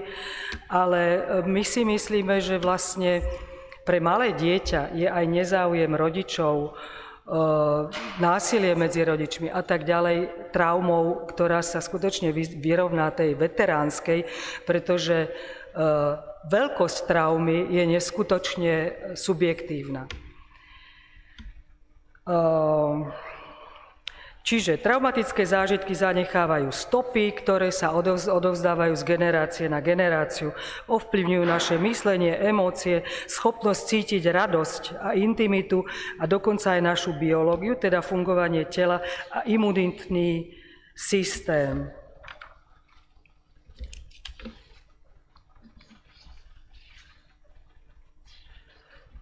Dieťaťu vlastne začne inak fungovať mozog a inak sa vyvíja. To je informácia, ktorá nás naprosto ohúrila. A druhá informácia je, že a takto to ostáva celý život, pokiaľ ten človek nedostane veľmi špecializovanú pomoc od psychiatrov, neurológov, a kým môže to trvať celé roky. Ako hovorila práve Barbora, stopy po znásilnení majú oni zistené, že trvajú 17 rokov, kým vôbec o tom začnú tie obete rozprávať.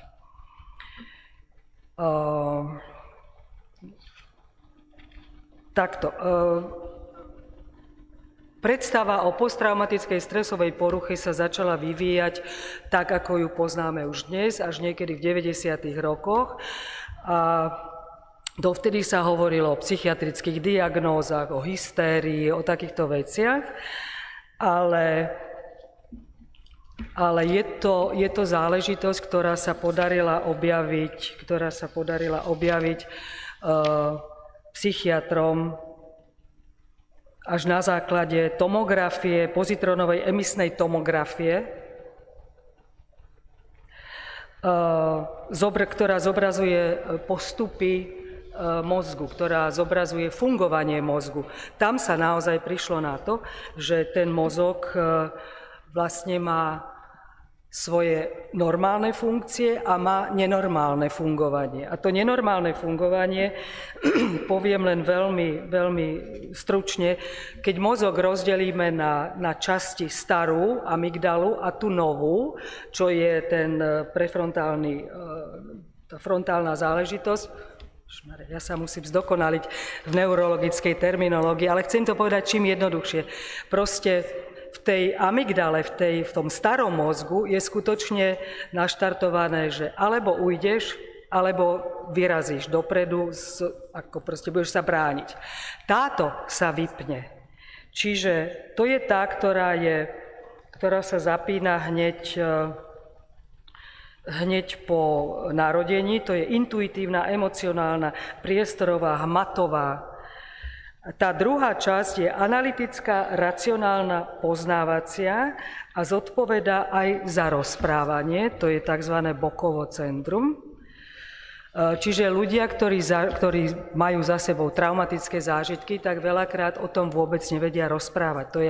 To je fyziologická záležitosť, že proste ten mozog, to rečové centrum sa zablokuje. Snažím sa to trošku skracovať. Problém s tou traumou je v tom, že ľudia strácajú pojem o čase. To je tiež v tej vypnutej časti. To znamená, že oni nerozlišujú súčasnosť, oni nevedia plánovať. Oni žijú svojím spôsobom stále v tej minulosti s tou traumou. A tú traumu môže spustiť doslovne čokoľvek. To môže byť svetlo, vôňa, hmatový zážitok, nejaké slova, nejaká situácia, niečo. A im sa znovu vracia ten zážitok, ktorý mali v detstve, už v detstve, alebo aj neskôr v dospelosti, samozrejme.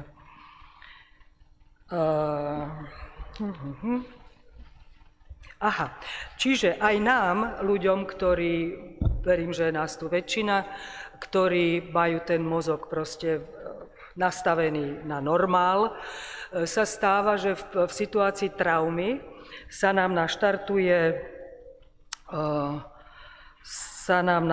adrenalín, hej, ale ten po skončení toho traumatického zážitku opadne. Tí ľudia ho majú stále prítomný. Oni žijú v trvalom krči, skoro mám chuť povedať, aj keď sa to odborne povie inak. A niektorí dokonca môžu prejsť do režimu popierania, čiže si to ani už nebudú pamätať. Ani nebudú vedieť, prečo fungujú tak, ako fungujú. Tá trauma je úplne uzavretá niekde a len sa prejavuje týmito nie spoločensky akceptovateľnými prejavmi. Čiže to, čo sa zmenilo oproti časom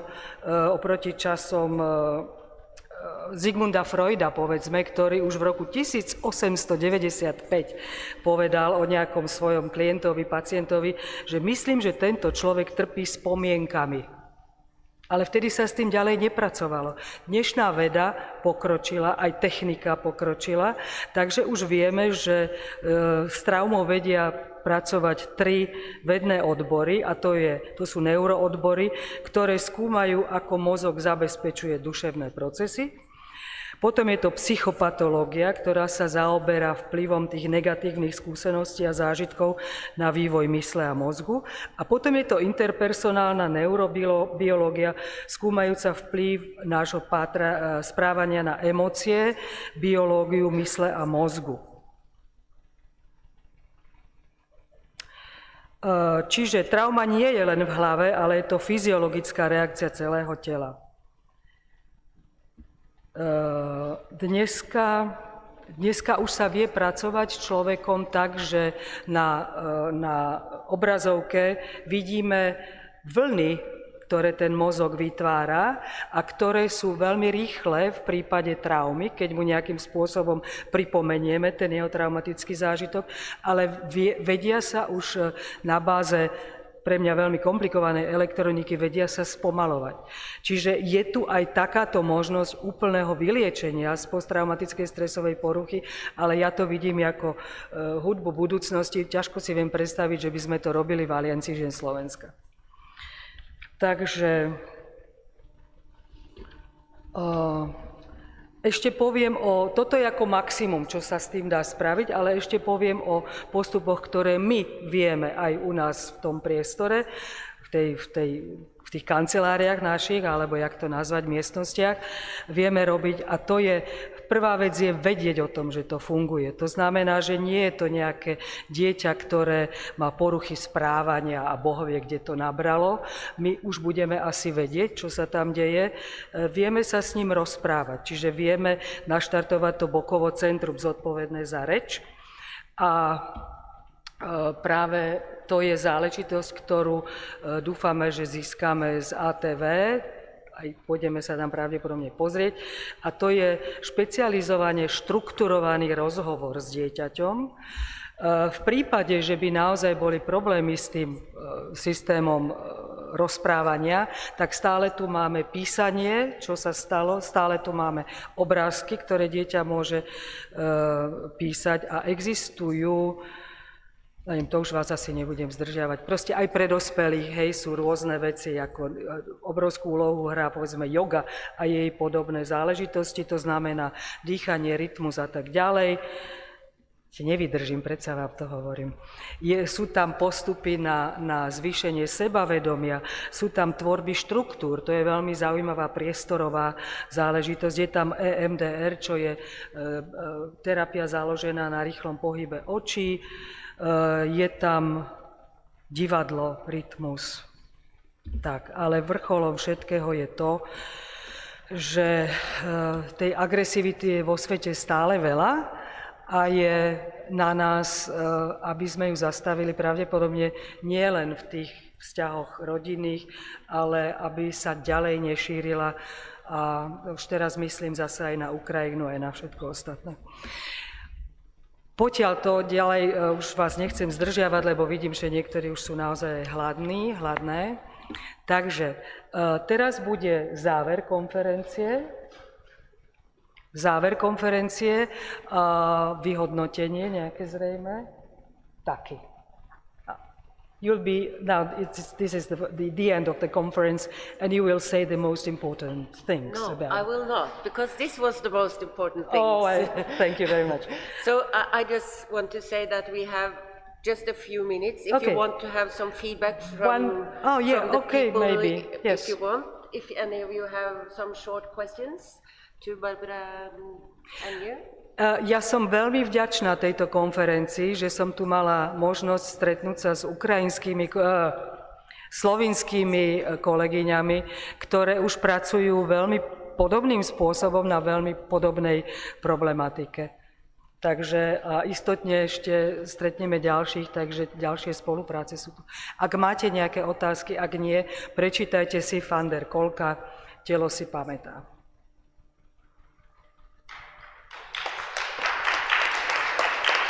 Ďakujem. A ešte úplne posledná vec. Film Zuživec, ktorý Barbora spomínala, ukazovala ten jeden slajd. Je to animovaný film, trvá, Hanka hovorí, 20 minút. Po obede, alebo namiesto obeda, počas obeda sa ešte dá vidieť. Ak by ste mali čas a chuť si ho pozrite. Je to film, s ktorým tiež budeme pracovať pri hľadaní ďalších alternatív, hlavne prevenčných. Ak by ste nemali, tak je na našej web stránke Hanka povie. Takže ďakujem veľmi pekne, Hani, poď sem.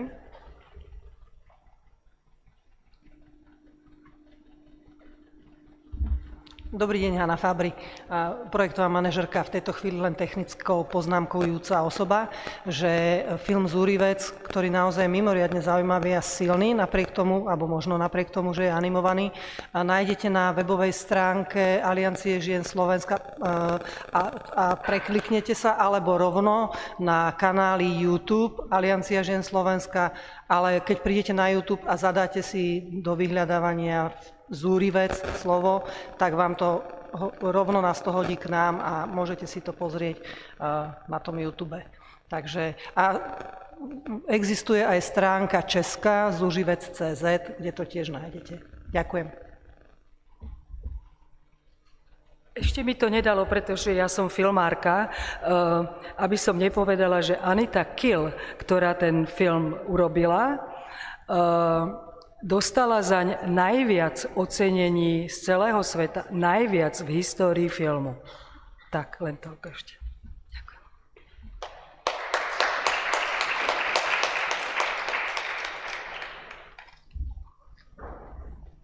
Okay, everyone, thank you for coming here and sharing your experiences and being open for new perspectives. And I think really the key to success is that people meet across countries, across sectors, agencies and professions.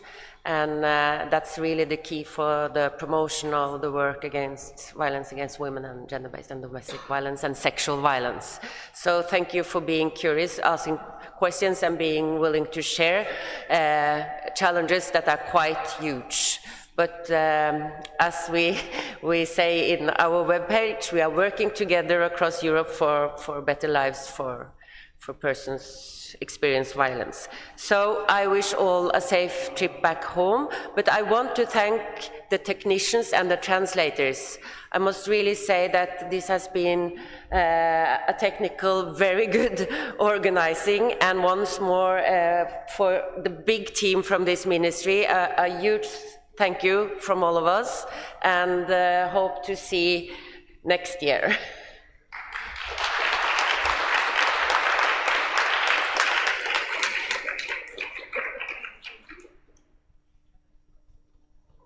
Lunch now?